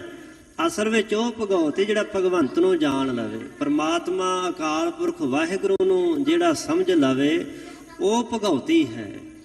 ਨਹੀਂ ਤਾਂ ਗੱਲਾਂ ਵਾਲੇ ਤਾਂ ਬਹੁਤ ਨੇ, ਆਪਣੇ ਆਪ ਨੂੰ ਭਗਉਤੀ ਖਵਾਉਣ ਵਾਲੇ। ਰਹਿਤ ਜੁਗਤਾ, ਉਹਦੇ ਕੋਲ ਕੋਈ ਜੁਗਤ ਨਹੀਂ ਕਿ ਰੱਬ ਨਾਲ ਕਿਵੇਂ ਜੁੜਿਆ ਜਾਵੇ, ਪਰ ਆਪਣੇ ਆਪ ਨੂੰ ਵੀ ਭਗਉਤੀ ਖਵਾਉਂਦਾ ਹੈ। ਜੋਗੀ ਕਹਤ ਮੁਕਤਾ। ਤੇ ਹੁਣ ਮੈਂ ਮੁਕਤ ਹਾਂ, ਇਹ ਗੱਲ ਕਹਿ ਦੇਣੀ ਕੋਈ ਔਖੀ ਗੱਲ ਥੋੜੀ ਹੈ। ਸਾਹਿਬ ਕਹਿੰਦੇ ਜਿਹੜੇ ਜੋਗੀ ਲੋਕ ਹਨ ਉਹ ਕੀ ਕਹਿੰਦੇ ਹਨ? ਜੋਗੀ ਕਹਿਤ ਮੁਕਤਾ, ਕਿ ਅਸੀਂ ਮੁਕਤ ਹਾਂ। ਭਾਵ ਸਾਨੂੰ ਕਿਸੇ ਤਰ੍ਹਾਂ ਦਾ ਕੋਈ ਬੰਧਨ ਨਹੀਂ, ਕੋਈ ਰੁਕਾਵਟ ਨਹੀਂ, ਅਸੀਂ ਵਾਸ਼ਨਾ ਤੋਂ ਰਹਿਤ ਹਾਂ। ਇਹ ਜੋਗੀ ਲੋਕ ਆਖਦੇ ਹਨ। ਤਪਸੀ ਤਪਹਿ ਰਾਤਾ। ਸੋ ਤਪਸੀ ਤਪਹਿ ਰਾਤਾ। ਤਪਸੀ ਕਹਿੰਦੇ ਤਪੱਸਿਆ ਕਰਨ ਵਾਲਾ, ਸਰੀਰ ਨੂੰ ਤਪਾਉਣ ਵਾਲਾ। ਉਹ ਤਪੇ ਰਾਤਾ, ਤਪ ਕਰਨ ਵਿੱਚ ਹੀ ਰਾਤਾ ਰੰਗਿਆ ਪਿਆ ਹੈ। ਗਰਮੀ ਦੇ ਮੌਸਮ 'ਚ ਧੂਣੇ ਤਾਉਣੇ, ਸੂਰਜ ਦੀਆਂ ਸਿੱਧੀਆਂ ਕਿਰਨਾਂ ਆਪਣੇ ਤੇ ਝੱਲਣੀਆਂ, ਧੁੱਪ ਵਿੱਚ ਬੈਠਣਾ, ਸਿਆਲ ਵਿੱਚ ਜਲ ਧਾਰੇ ਕਰਨੇ, ਬਰਫ਼ ਵਿੱਚ ਬੈਠਣਾ, ਇਹਨੂੰ ਤਪ ਕਹਿੰਦੇ ਨੇ। ਦਰਖਤਾਂ ਦੇ ਨਾਲ ਆਪਣੇ ਪੈਰ ਬੰਨ੍ਹ ਕੇ ਪੁੱਠੇ ਲਟਕ ਜਾਣਾ, ਖੂਹਾਂ ਵਿੱਚ ਲਟਕਣਾ, ਤਪੇ ਰਾਤ। ਇਹ ਤਪ ਦੀਆਂ ਕਿਸਮਾਂ, ਕੋਈ ਇੱਕ ਕਿਸਮ ਨਹੀਂ। ਸੋ ਜਿਹੜੇ ਤਪਸੀ ਲੋਕ ਤਪੱਸਿਆ ਕਰਨ ਵਾਲੇ ਨੇ ਉਹ ਤਪ ਕਰਨ ਵਿੱਚ ਹੀ ਰੱਤੇ ਰੰਗੇ ਹੋਏ ਹਨ। ਮੋਨੀ ਮੋਨ ਧਾਰੀ, ਮੋਨੀ ਕਹਿੰਦੇ ਜਿਹੜਾ ਚੁੱਪ ਕਰਕੇ ਬੈਠਾ ਰਵੇ ਮੋਨ ਧਾਰੀ। ਗੁਰਮਤਿ ਵਿੱਚ ਹੁਣ ਮੋਨ ਦਾ ਜ਼ਿਕਰ ਤਾਂ ਸਹਿਬਾਂ ਕੀਤਾ ਹੈ ਕਿ ਬਹੁਤਾ ਬੋਲਣ ਝੱਖਣ ਹੋਏ। ਇਹਦਾ ਭਾਵ ਹੈ ਕਿ ਥੋੜਾ ਬੋਲਣਾ ਚਾਹੀਦਾ, ਪਰ ਮੌਨ ਨੂੰ ਵੀ ਪ੍ਰਵਾਨ ਨਹੀਂ ਕੀਤਾ ਕਿ ਬੰਦਾ ਬਿਲਕੁਲ ਹੀ ਮੌਨ ਧਾਰੀ ਹੋ ਕੇ ਬਹਿ ਜਾਵੇ। ਕੋਈ ਗੱਲ ਪੁੱਛੇ ਤੇ ਹੋਰ ਹੀ ਅੱਗੋਂ ਇਸ਼ਾਰੇ ਕਰੀ ਜਾਵੇ, ਜਾਂ ਕੋਈ ਕਹੇ ਜੀ ਮੈਂ ਮੂੰਹ ਤੋਂ ਨਹੀਂ ਬੋਲਦਾ, ਲਿਖ ਕੇ ਦੇ ਦੇਵੇ। ਇਹ ਪਖੰਡਵਾਦ ਹੈ।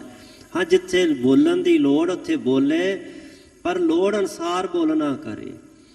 ਮੋਨੀ ਮੌਨ ਧਾਰੀ, ਜਿਹੜੇ ਮੋਨੀ ਲੋਕ ਨੇ ਉਹ ਮੌਨ ਧਾਰੀ ਹੋ ਕਰਕੇ ਚੁੱਪ ਕਰਕੇ ਆਪਣੇ ਆਪ ਨੂੰ ਮੋਨੀ ਖਵਾਉਂਦੇ ਬੈਠੇ ਹੋਏ ਹਨ। ਸੰਨਿਆਸੀ ਬ੍ਰਹਮਚਾਰੀ, ਸੰਨਿਆਸੀ ਤੇ ਬ੍ਰਹਮਚਾਰੀ ਚਾਰ ਆਸ਼ਰਮ ਬਣਾਏ ਗਏ ਮਨੁ ਸਿਮਰਤੀ ਅਨੁਸਾਰ। ਹਿੰਦੂ ਧਰਮ ਵਿੱਚ ਬੜੀ ਇਹਨਾਂ ਦੀ ਪ੍ਰਚਲਤਾ ਪ੍ਰਸਿੱਧੀ ਹੈ।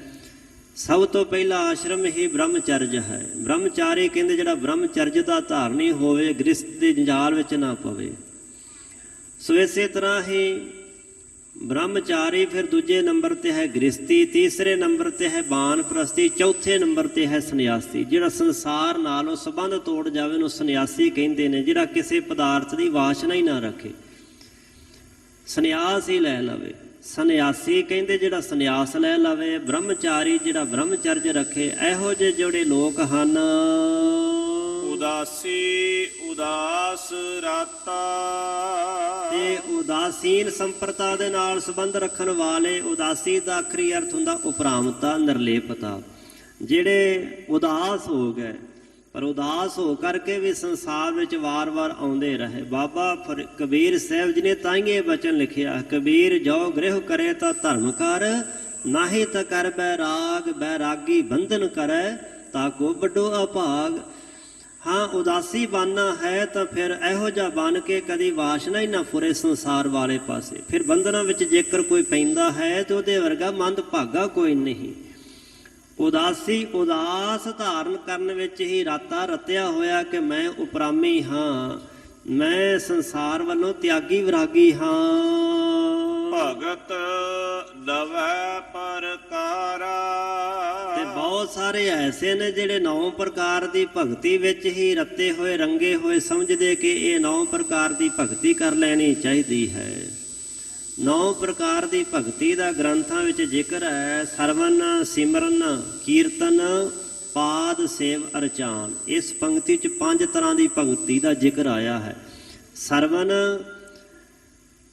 ਸੁਣਨਾ, ਸਿਵਤ ਸਲਾਹ ਸੋਨੀ, ਵਡਿਆਈ ਸੋਨੀ। ਸਰਵਨ ਤੋਂ ਭਾਵ ਹੈ ਕੰਨ, ਕੰਨਾਂ ਦੁਆਰਾ ਸੁਣਨਾ। ਸਿਮਰਨ ਕਹਿੰਦੇ ਨੇ ਚੇਤਾ ਕਰਨਾ, ਯਾਦ ਕਰਨਾ, ਦੂਜੇ ਨੰਬਰ ਦੀ ਭਗਤੀ ਹੈ। ਕੀਰਤਨ ਤੀਜੇ ਨੰਬਰ ਦੀ ਭਗਤੀ ਹੈ। ਇਸੇ ਤਰ੍ਹਾਂ ਹੀ ਪਾਦ ਸੇਵ, ਪਾਦ ਸੇਵ ਹੁੰਦੇ ਚਰਨਾਂ ਨੂੰ ਝੱਸਣਾ, ਚਰਨ ਘੁੱਟਣੇ, ਮੁੱਠੀ ਚਾਪੀ ਕਰਨੀ ਆਪਣੇ ਪਿਆਰੇ ਦੀ। ਅਰਚਾਨ ਹੁੰਦੀ ਅਰਚਨਾ ਕਰਨੀ, ਪੂਜਾ ਕਰਨੀ। ਸੋ ਇਸੇ ਤਰ੍ਹਾਂ ਹੀ ਦਾਸਾ, ਸਖਪਨ, ਬੰਦਨਾ, ਸਰਬ ਨਿਵੇਦਨ ਜਾਣ।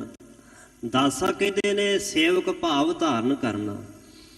ਮਾਲਕ ਦੇ ਤਾਂ ਹੀ ਆਪਣਾ ਖਸਮ ਸਾਈਂ ਜਾਣ ਕੇ ਆਪਣੇ ਆਪ ਨੂੰ ਉਹਦਾ ਸੇਵਕ ਜਾਣਨਾ। ਸਖਪਨ, ਸਖਪਨ ਕਹਿੰਦੇ ਨੇ ਮਿੱਤਰ ਨੂੰ।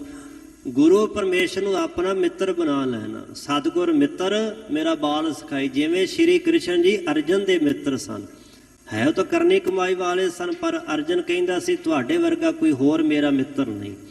ਇਹਨੂੰ ਕਹਿੰਦੇ ਨੇ ਸਖਪਨ। ਬੰਦਨਾ ਦਾ ਅਰਥ ਹੁੰਦਾ ਮੱਥਾ ਟੇਕਣਾ, ਨਮਸਕਾਰ ਕਰਨੀ। ਜਿਹੜਾ ਅਸੀਂ ਮੱਥਾ ਟੇਕਦੇ ਗੁਰੂ ਨੂੰ, ਇਹ ਇੱਕ ਭਗਤੀ ਹੈ। 9 ਪ੍ਰਕਾਰ ਦੀ ਭਗਤੀ ਵਿੱਚੋਂ ਮੱਥਾ ਟੇਕਣਾ, ਪਰਿਕਰਮਾ ਕਰਨੀਆਂ। ਤੇ ਇਹ 8ਵੀਂ ਭਗਤੀ ਹੈ ਮੱਥਾ ਟੇਕਣਾ। ਤੇ 9ਵੀਂ ਭਗਤੀ ਸਰਬ ਨਿਵੇਦਨ ਜਾਨ। ਨਿਵੇਦਨ ਦਾ ਅਰਥ ਹੁੰਦਾ ਸਭ ਕੁਝ ਸਮਰਪਿਤ ਕਰ ਦੇਣਾ, ਆਪਾ ਭਾਵ ਹੀ ਤਿਆਗ ਦੇਣਾ। ਜੋ ਕੁਝ ਵੀ ਕੋਲ ਹੈ ਵਾਹਿਗੁਰੂ ਪਰਮੇਸ਼ਰ ਦਾ ਜਾਣਨਾ, ਸਾਰਾ ਕੁਝ ਗੁਰੂ ਦੇ ਸਮਕਸ਼ ਅਰਪਣ ਕਰ ਦੇਣਾ ਕਿ ਮਾਲਕਾ ਮੇਰਾ ਕੁਛ ਨਹੀਂ। ਕਬੀਰ ਮੇਰਾ ਮੁਝ ਮੈਂ ਕਿਛ ਨਹੀਂ, ਜੋ ਕਿਛ ਹੈ ਸੋ ਤੇਰਾ, ਤੇਰਾ ਤੁਝ ਕੋ ਸੌਂਪਤੇ ਕਿਆ ਲਾਗੇ ਮੇਰਾ। ਇਹ 9ਵੀਂ ਤਰ੍ਹਾਂ ਦੀ ਭਗਤੀ ਨੂੰ ਕਹਿੰਦੇ ਸਰਬ ਨਿਵੇਦਨ ਜਾਨ। ਸੋ ਆਹ ਜਿਹੜੀ ਭਗਤ 9 ਪ੍ਰਕਾਰਾਂ, 9 ਪ੍ਰਕਾਰ ਦੀ ਭਗਤੀ ਬਹੁਤ ਸਾਰੇ ਕਰਨੀ ਕਰਦੇ ਹਨ। ਪੰਡਿਤ ਅੰਮ੍ਰਿਤ ਵੇਦ ਪੁਕਾਰਾ। ਬਾਣੀ ਅਨੁਸਾਰ ਪੰਡਤ ਹੋਰ ਹੈ, ਪਰ ਇੱਥੇ ਦੂਜੇ ਪੰਡਤ ਦਾ ਜ਼ਿਕਰ ਹੈ ਜਿਹੜਾ ਵੇਦਾਂ ਸ਼ਾਸਤਰ ਨੂੰ ਪੜ੍ਹ ਕੇ ਪੁਕਾਰਾਂ ਕਰਦਾ, ਉੱਚੀ ਉੱਚੀ ਬੋਲ ਬੋਲ ਕੇ ਪੜ੍ਹਦਾ, ਲੋਕਾਂ ਨੂੰ ਸੁਣਾਉਂਦਾ, ਮੁਖ ਤੇ ਪੜ੍ਹਦਾ ਟੀਕਾ ਸਹਿਤ, ਹਿਰਦੇ ਰਾਮ ਨਹੀਂ ਪੂਰਨ ਰਹਿਤ। ਉਪਦੇਸ਼ ਕਰੇ ਕਰ ਲੋਕ ਦ੍ਰਿੜਾਵੇ, ਆਪਣਾ ਕਹਿਆ ਆਪਣਾ ਕਮਾਵੇ, ਕਬੀਰ ਅਵਰੇ ਕੋ ਉਪਦੇਸ਼ ਤੇ ਮੁਖ ਮੈਂ ਪਰ ਹੈ ਰੇਤ। ਰਾਸ ਬਿਰਾਨੀ ਰਾਖਦੇ ਖਾਇਆ ਘਰ ਕਾ ਖੇਤ। ਉਹ ਪੰਡਤ ਪੰਡਾ ਬੁੱਧੀ ਵਾਲੇ ਉਹ ਵੇਦਾਂ ਨੂੰ ਉੱਚੀ ਆਵਾਜ਼ 'ਚ ਬੋਲ ਬੋਲ ਕਰਕੇ ਪੁਕਾਰ ਕੇ ਪੜ੍ਹਦੇ ਹਨ। ਗ੍ਰਸਤੀ ਗ੍ਰਸਤ ਧਰਮਾਤਾ। ਤੇ ਗ੍ਰਸਤੀ ਕਹਿੰਦੇ ਨੇ ਜਿਹੜਾ ਗ੍ਰਸਤ ਵਿੱਚ ਕੁਟੁੰਬ ਦੇ ਪਰਿਵਾਰ ਦੇ ਜੰਜਾਲ ਵਿੱਚ ਹੋਵੇ, ਘਰ ਪਰਿਵਾਰ ਬੱਚਿਆਂ ਵਿੱਚ ਰਹਿੰਦਾ ਹੋਵੇ, ਉਹ ਧਰਮਾਤਾ। ਸੋ ਧਰ ਤੋਂ ਭਾਵ ਧਾਰਨ ਕਰਕੇ, ਮਾਤਾ ਦਾ ਅਰਥ ਹੈ ਮਸਤ ਹੋਇਆ ਪਿਆ ਹੈ। ਉਹ ਗ੍ਰਸਤ ਆਸ਼ਰਮ ਨੂੰ ਧਾਰਨ ਕਰਕੇ ਗ੍ਰਸਤ ਆਸ਼ਰਮ ਦੇ ਵਿੱਚ ਹੀ ਮਾਤਾ ਮਸਤ ਹੈ। ਧਰਮਾਤਾ ਤੋਂ ਭਾਵ ਹੈ ਧਰਮ ਨੂੰ ਧਾਰਨ ਕਰਨ ਵਾਲਾ, ਕਿਉਂਕਿ ਗ੍ਰਸਤੀ ਦੀ ਮਹਿਮਾ ਬਾਣੀ ਵਿੱਚ ਥਾਵਾਂ ਥਾਵਾਂ ਤੇ ਕੀਤੀ ਹੈ। ਭਾਈ ਸਾਹਿਬ ਭਾਈ ਗੁਰਦਾਸ ਸਾਹਿਬ ਜੀ ਨੇ ਇੱਕ ਕਵਿੱਤੀ ਲਿਖਿਆ ਹੈ, ਸਮਾਂ ਇੰਨਾ ਨਹੀਂ, ਅੰਤਲੀ ਪੰਕਤੀ ਹੈ ਜਿਸ ਦੇ ਵਿੱਚ ਉਹਨਾਂ ਨੇ ਜ਼ਿਕਰ ਕੀਤਾ ਹੈ ਕਿ ਸਗਲ ਧਰਮ ਹੈ ਗ੍ਰਸਤ ਪ੍ਰਧਾਨ ਹੈ। ਗ੍ਰਸਤ ਜਿਹੜੀ ਸਾਰੇ ਧਰਮਾਂ ਚੋਂ ਆਸ਼ਰਮ ਚੋਂ ਸ਼੍ਰੋਮਣੀ ਹੈ। ਵਿੱਚੇ ਗ੍ਰਸਤ ਉਦਾਸ ਰਹਾਵੇ ਤਾਂ ਹੀ ਸਾਹਿਬਾਂ ਕਿਹਾ ਹੈ। ਗ੍ਰਸਤੀ ਨੂੰ ਧਰਮਾਤਮਾ ਕਿਹਾ ਗ੍ਰੰਥਾਂ ਨੇ। ਧਰਮ ਦਾ ਧਾਰਨੀ, ਦਸਾਂ ਨਵਾਂ ਦੀ ਕਿਰਤ ਕਰਨ ਵਾਲਾ ਹੋਵੇ। ਤੇ ਇਹਦਾ ਭਾਵ ਇਹ ਨਹੀਂ ਕਿ ਗ੍ਰਸਤੀ 10 ਵਜੇ ਉੱਠਦਾ ਹੋਵੇ, ਛਲ ਫਰੇਬ ਤੇ ਧੋਖੇ ਨਾਲ ਭਰੇ ਉਹਨੂੰ ਗ੍ਰਸਤੀ ਨਹੀਂ ਕਿਹਾ ਜਾਂਦਾ। ਸਗੋਂ ਜਿਹੜਾ ਗ੍ਰਹਿ ਸਤ ਗ੍ਰਹਿ ਨਾਮ ਹੈ ਘਰ ਦਾ, ਸਤ ਨਾਮ ਪਰਮਾਤਮਾ ਦਾ, ਜਿਹੜਾ ਘਰ ਪਰਿਵਾਰ 'ਚ ਰਹਿ ਕੇ ਸਤ ਨਾਲ ਜੁੜ ਜਾਏ, ਪਰਮਾਤਮਾ ਨਾਲ ਜੁੜ ਜਾਵੇ, ਉਹ ਸੁੱਚਾ ਤੇ ਸੱਚਾ ਗ੍ਰਸਤੀ ਹੈ। ਸੋ ਇਹੋ ਜਿਹਾ ਧਰਮਾਤਮਾ ਗ੍ਰਸਤੀ ਹੈ। ਉਹ ਜਦੋਂ ਕੋਈ ਘਰ ਵਿੱਚ ਆਵੇ, ਲੰਗਰ ਪ੍ਰਸ਼ਾਦ ਛਕਾਉਂਦਾ ਹੈ ਤੇ ਗ੍ਰੰਥਾਂ 'ਚ ਐਸਾ ਲਿਖਿਆ ਕਿ ਉਹ ਪੁੰਨ ਲੈ ਲੈਂਦਾ ਹੈ। ਉਹਨੂੰ ਬਹੁਤੀ ਮਿਹਨਤ ਮਸ਼ੱਕਤ ਘਾਲਣਾ ਦੀ ਲੋੜ ਨਹੀਂ ਪੈਂਦੀ। ਕਿਸੇ ਬਾਣੀ ਪੜ੍ਹਨ ਵਾਲੇ ਸਿਮਰਨ ਕਾਲੇ ਨੂੰ ਪ੍ਰਸ਼ਾਦਾ ਛਕਾ ਦੇਵੇ, ਲੀੜਾ ਕੱਪੜਾ ਦੇ ਦੇਵੇ, ਬਹੁਤ ਸਾਰਾ ਉਹਦੀ ਕਮਾਈ ਦਾ ਹਿੱਸਾ ਉਸ ਗ੍ਰਸਤੀ ਨੂੰ ਮਿਲ ਜਾਂਦਾ, ਸੁਤੇ ਸਿੱਧ ਹੀ ਜਿਹੜਾ ਉਹਦੀ ਸੇਵਾ ਕਰਦਾ ਹੈ। ਕਿਸੇ ਵੀ ਗੁਰਮੁਖ ਦੀ ਦਾਨ ਪੁੰਨ ਕਰਦਾ ਹੈ ਗ੍ਰਸਤੀ। ਸੋ ਇਸ ਵਾਸਤੇ ਉਹ ਧਰਮਾਤਾ ਧਰਮਾਤਮਾ ਵੀ ਹੈ ਤੇ ਧਾਰ ਗ੍ਰਸਤੀ ਨੂੰ ਧਾਰਨ ਕਰਕੇ ਉਸ 'ਚ ਮਾਤਾ ਮਸਤ ਵੀ ਹੋਇਆ ਹੈ। ਇੱਕ ਸ਼ਬਦੀ ਬਹੁ ਰੂਪ ਅਵਧੂਤਾ। ਬਹੁਤ ਸਾਰੇ ਇੱਕ ਸ਼ਬਦੀਏ ਵੀ ਹਨ ਜਿਹੜੇ ਅਲੱਖ ਅਲੱਖ ਦੀ ਧੁਨੀ ਅਲਾਪਦੇ ਹੋਏ ਗਲੀਆਂ ਵਿੱਚੋਂ ਲੰਘ ਜਾਂਦੇ, ਬੂਹੇ ਅੱਗੇ ਨਹੀਂ ਕਿਸੇ ਦੇ ਖਲੋਂਦੇ ਕਿ ਬੀਬੀ ਪਛਾਣ ਦੇਹੀ, ਐਸਾ ਨਹੀਂ ਕਹਿੰਦੇ। ਉਹ ਮਾਈਆਂ ਬੀਬੇ ਨੂੰ ਗਲੀ ਵਿੱਚੋਂ ਗੁਜ਼ਰ ਜਾਂਦੇ, ਅਲੱਖ ਅਲੱਖ ਇੱਕੋ ਸ਼ਬਦ ਦਾ ਆਲਾਪ ਕਰਦੇ। ਕਿਸੇ ਦਾ ਜੀ ਆ ਭਿੱਖਿਆ ਪਾਵੇ, ਕਿਸੇ ਦਾ ਜੀ ਨਾ ਪਾਵੇ, ਉਹ ਲੰਘ ਜਾਂਦੇ, ਦਰਵਾਜ਼ੇ ਅੱਗੇ ਨਹੀਂ ਅਲਖ ਜਗਾਉਂਦੇ। ਸੋ ਇੱਕ ਸ਼ਬਦ ਹੀ ਉਹ ਹੈ ਜਿਸ ਦਾ ਬਾਣੀ 'ਚ ਜ਼ਿਕਰ, ਏਕ ਸ਼ਬਦ ਮੇਰੇ ਪ੍ਰਾਨ ਬਸਤ ਹੈ ਬੌੜ ਜਨਮ ਨਾਵਾ, ਉਹ ਹੈ ਗੁਰੂ ਦਾ ਸ਼ਬਦ। ਇੱਥੇ ਇੱਕ ਸ਼ਬਦ ਦਾ ਅਰਥ ਹੈ ਅਲੱਖ ਅਲੱਖ ਕਹਿਣ ਵਾਲੇ, ਅਲੱਖ ਨਿਰੰਜਨ। ਬਹੁ ਰੂਪ ਅਵਧੂਤਾ, ਬਹੁਤ ਸਾਰੇ ਰੂਪਾਂ ਨੂੰ ਧਾਰਨ ਵਾਲੇ। ਤੇ ਅਵਧੂਤਾ ਕਹਿੰਦੇ ਜਿਹੜੇ ਸੁਆਹ ਵਿੱਚ ਰਹਿੰਦੇ ਨੇ, ਸਰੀਰ ਤੇ ਸੁਆਹ ਮਲ ਲੈਂਦੇ, ਸਿਵਿਆਂ ਵਿੱਚ ਸੌਂਦੇ ਨੇ, ਉਹਨਾਂ ਨੂੰ ਅਵਧੂਤ ਕਹਿੰਦੇ ਸਨ। ਬਾਣੀ ਵਿੱਚ ਬਚਨ ਹੈ ਕਿ ਸੋ ਅਵਧੂਤਾ ਜੋ ਧੁੱਪ, ਸੋ ਅਵਧੂਤ ਜੋ ਧੁੱਪੈ ਜਾਣ। ਮਾਲਕ ਨੂੰ ਜਾਣ ਲਵੇ, ਸਵਾ ਵਿਭੂਤੀ ਮੰਨਣ ਦੀ ਲੋੜ ਨਹੀਂ, ਅਸਲ ਵਿੱਚ ਉਹ ਅਵਧੂਤ ਹੈ। ਜੋਗੀਆਂ ਵਿੱਚ ਇੱਕ ਫਿਰਕਾ ਹੈ ਉਹਨੂੰ ਅਵਧੂਤ ਮੰਨਦੇ। ਜੋਗੀਆਂ ਵਿੱਚ ਜਿਹੜਾ ਸਭ ਤੋਂ ਵੱਡਾ ਜੋਗੀ ਉਹਨੂੰ ਅਵਧੂਤ ਕਹਿੰਦੇ ਸਨ। ਗੁਰੂ ਨਾਨਕ ਦੇ ਪਾਤਸ਼ਾਹ ਵਾਸਤੇ ਜੋਗੀਆਂ ਨੇ ਇਹ ਸ਼ਬਦ ਵਰਤਿਆ ਅਵਧੂਤ। ਸੋ ਬਹੁਤ ਸਾਰੇ ਇਹੋ ਜਿਹੇ ਅਵਧੂਤ ਵੀ ਹਨ ਜਿਹੜੇ ਇਸ ਤਰ੍ਹਾਂ ਸਰੀਰ ਤੇ ਸਵਾਹ ਵਿੱਚ ਰਹਿ ਕੇ ਰਾਤ ਸੌਂਦੇ ਤੇ ਦਿਨੇ ਸਵਾਹ ਝਾੜ ਦਿੰਦੇ ਨੇ ਸਰੀਰ ਨਾਲ, ਉਹਨੂੰ ਅਵਧੂਤ ਕਹਿੰਦੇ ਹਨ। ਕਾਪੜੀ ਕੌਤੇ ਜਾਗੂਤਾ। ਕਾਪੜੇ ਕਹਿੰਦੇ ਭਗਵੇ ਕੱਪੜੇ ਧਾਰਨ ਵਾਲਾ, ਜਾਂ ਫਿਰ ਲੀਰਾਂ ਪਾਟੀਆਂ ਲੀਰਾਂ ਦੀ ਬਣਾਈ ਹੋਈ ਗੋਦੜੀ ਪਹਿਨਣ ਵਾਲੇ ਨੂੰ ਕਾਪੜੀਏ ਕਹਿੰਦੇ। ਕੌਤੇ ਕਹਿੰਦੇ ਕਵਿਤਾ ਗਾਉਣ ਵਾਲੇ ਜਿਹੜੇ ਮੰਦਰਾਂ ਵਿੱਚ ਭਜਨ ਗਾਉਂਦੇ ਨੇ। ਜਾਗੂਤਾ ਕਹਿੰਦੇ ਰਾਤ ਜਾਗਣ ਵਾਲੇ, ਜਗਰਾਤੇ ਕਰਨ ਵਾਲੇ। ਇੱਕ ਤੀਰਥ ਨਾਤਾ। ਈੜੀ ਤੇ ਕੱਕੇ ਸਿਹਾਰੀ, ਦੋਵਾਂ ਅੱਖਰਾਂ ਨੂੰ ਸਿਹਾਰੀ ਲੱਗੀ, ਇੱਕ ਲਿਖਿਆ। ਇਹ ਬਹੁਵਚਨ ਸ਼ਬਦ ਹੈ। ਵਿਆਕਰਨ ਅਨੁਸਾਰ ਇੱਕ ਦਾ ਅਰਥ ਇੱਥੇ ਹੈ ਕਈ। ਕਈ ਇਹੋ ਜਿਹੇ ਜਿਹੜੇ ਤੀਰਥ ਨਹਾਤਾ, ਤੀਰਥਾਂ ਦੇ ਜਾ ਕੇ ਨਹਾ ਲੈਂਦੇ, ਇਸ਼ਨਾਨ ਕਰਦੇ ਹਨ। ਨਿਰਹਾਰ ਵਰਤੀ ਆ ਪਰਸਾ। ਬੜੇ ਐਸੇ ਜਿਹੜੇ ਕਹਿੰਦੇ ਜੀ ਅਸੀਂ ਕੁਛ ਨਹੀਂ ਛਕਦੇ, ਜਗ ਮੈਂ ਬਗਤੇ ਦੁੱਧਾ ਧਾਰੀ, ਗੁਪਤੀ ਖਾਵੇ ਵੜਕਾ ਸਾਰੀ। ਤੇ ਕਈ ਤਾਂ ਨਿਰਹਾਰ ਪੌਣਹਾਰੀ ਹੋ ਜਾਂਦੇ ਹਨ। ਨਿਰਹਾਰ ਦਰ ਤੇ ਭੋਜਨ ਨਹੀਂ ਛਕਦੇ। ਵਰਤੀ ਆ ਪਰਸਾ, ਪਰਸ ਹੋ ਕੇ ਵਰਤਦੇ, ਕਿਸੇ ਨਾਲ ਛੂਹਦੇ ਨਹੀਂ, ਕਹਿੰਦੇ ਅਸੀਂ ਭ੍ਰਿਸ਼ਟ ਹੋ ਗਏ ਹਾਂ, ਹੁਣੇ ਨਹਾ ਕੇ ਆਏ ਸੀ, ਤੁਸੀਂ ਨਾਲ ਛੋਗੇ ਜੇ, ਅਸੀਂ ਝੂਠੇ ਹੋ ਗਏ। ਉਹਨੂੰ ਅਪਰਸੀ ਕਹਿੰਦੇ ਨੇ। ਅਪਰਸਾ ਜਿਹੜੇ ਕਿਸੇ ਨਾਲ ਛੂਹਣ ਨਾ। ਸੋ ਇੱਕ ਇਸ ਤਰ੍ਹਾਂ ਦੇ ਅਪਰਸ ਹਨ। ਇੱਕ ਨਿਰਾਹਾਰੀ, ਭੋਜਨ ਨਾ ਛਕਣ ਵਾਲੇ ਤਿਆਗੀ ਹਨ। ਇੱਕ ਲੂਕ ਨਾ ਦੇਵਹਿ ਦਰਸਾ। ਇੱਕ ਇਹੋ ਜਿਹੇ ਨੇ, ਕਈ ਇਹੋ ਜਿਹੜੇ ਲੋਕ ਪਹਾੜਾਂ ਦੀਆਂ ਕੰਦਰਾਂ, ਗੁਫਾਵਾਂ, ਭੋਰਿਆਂ ਵਿੱਚ ਬੈਠੇ ਨੇ, ਚਲੀਏ ਕੱਟਦੇ, ਕਹਿੰਦੇ ਅਸੀਂ ਕਿਸੇ ਦੇ ਮੱਥੇ ਨਹੀਂ ਲੱਗਣਾ। ਨਾ ਦੇਵੇ ਦਰਸ਼ਾ, ਉਹ ਕਿਸੇ ਨੂੰ ਦਰਸ਼ਨ ਨਹੀਂ ਦਿੰਦੇ। ਇੱਕ ਮਨ ਹੀ ਗਿਆਤਾ। ਇੱਕ ਇਹੋ ਜਿਹੇ ਨੇ, ਉਹਨਾਂ ਨੂੰ ਆਤਮਾ ਬਾਰੇ ਕੱਖ ਪਤਾ ਨਹੀਂ। ਪਰਮਾਤਮਾ ਬਾਰੇ ਤਾਂ ਬੜੀ ਦੂਰ ਦੀ ਗੱਲ, ਆਤਮਾ ਬਾਰੇ ਨਹੀਂ ਜਾਣਦੇ। ਮਨ ਦੇ ਗਿਆਨੀ ਹਨ। ਮਨ ਦੀਆਂ ਗੱਲਾਂ ਢੁੱਚਰਾਂ ਬੜੀਆਂ ਕਰਦੇ ਨੇ। ਜੋ ਮਨ 'ਚ ਆਇਆ ਉਹ ਬਕਾ ਬਕੀ ਗਏ, ਉਹ ਮਨਮੁਖ ਨੇ।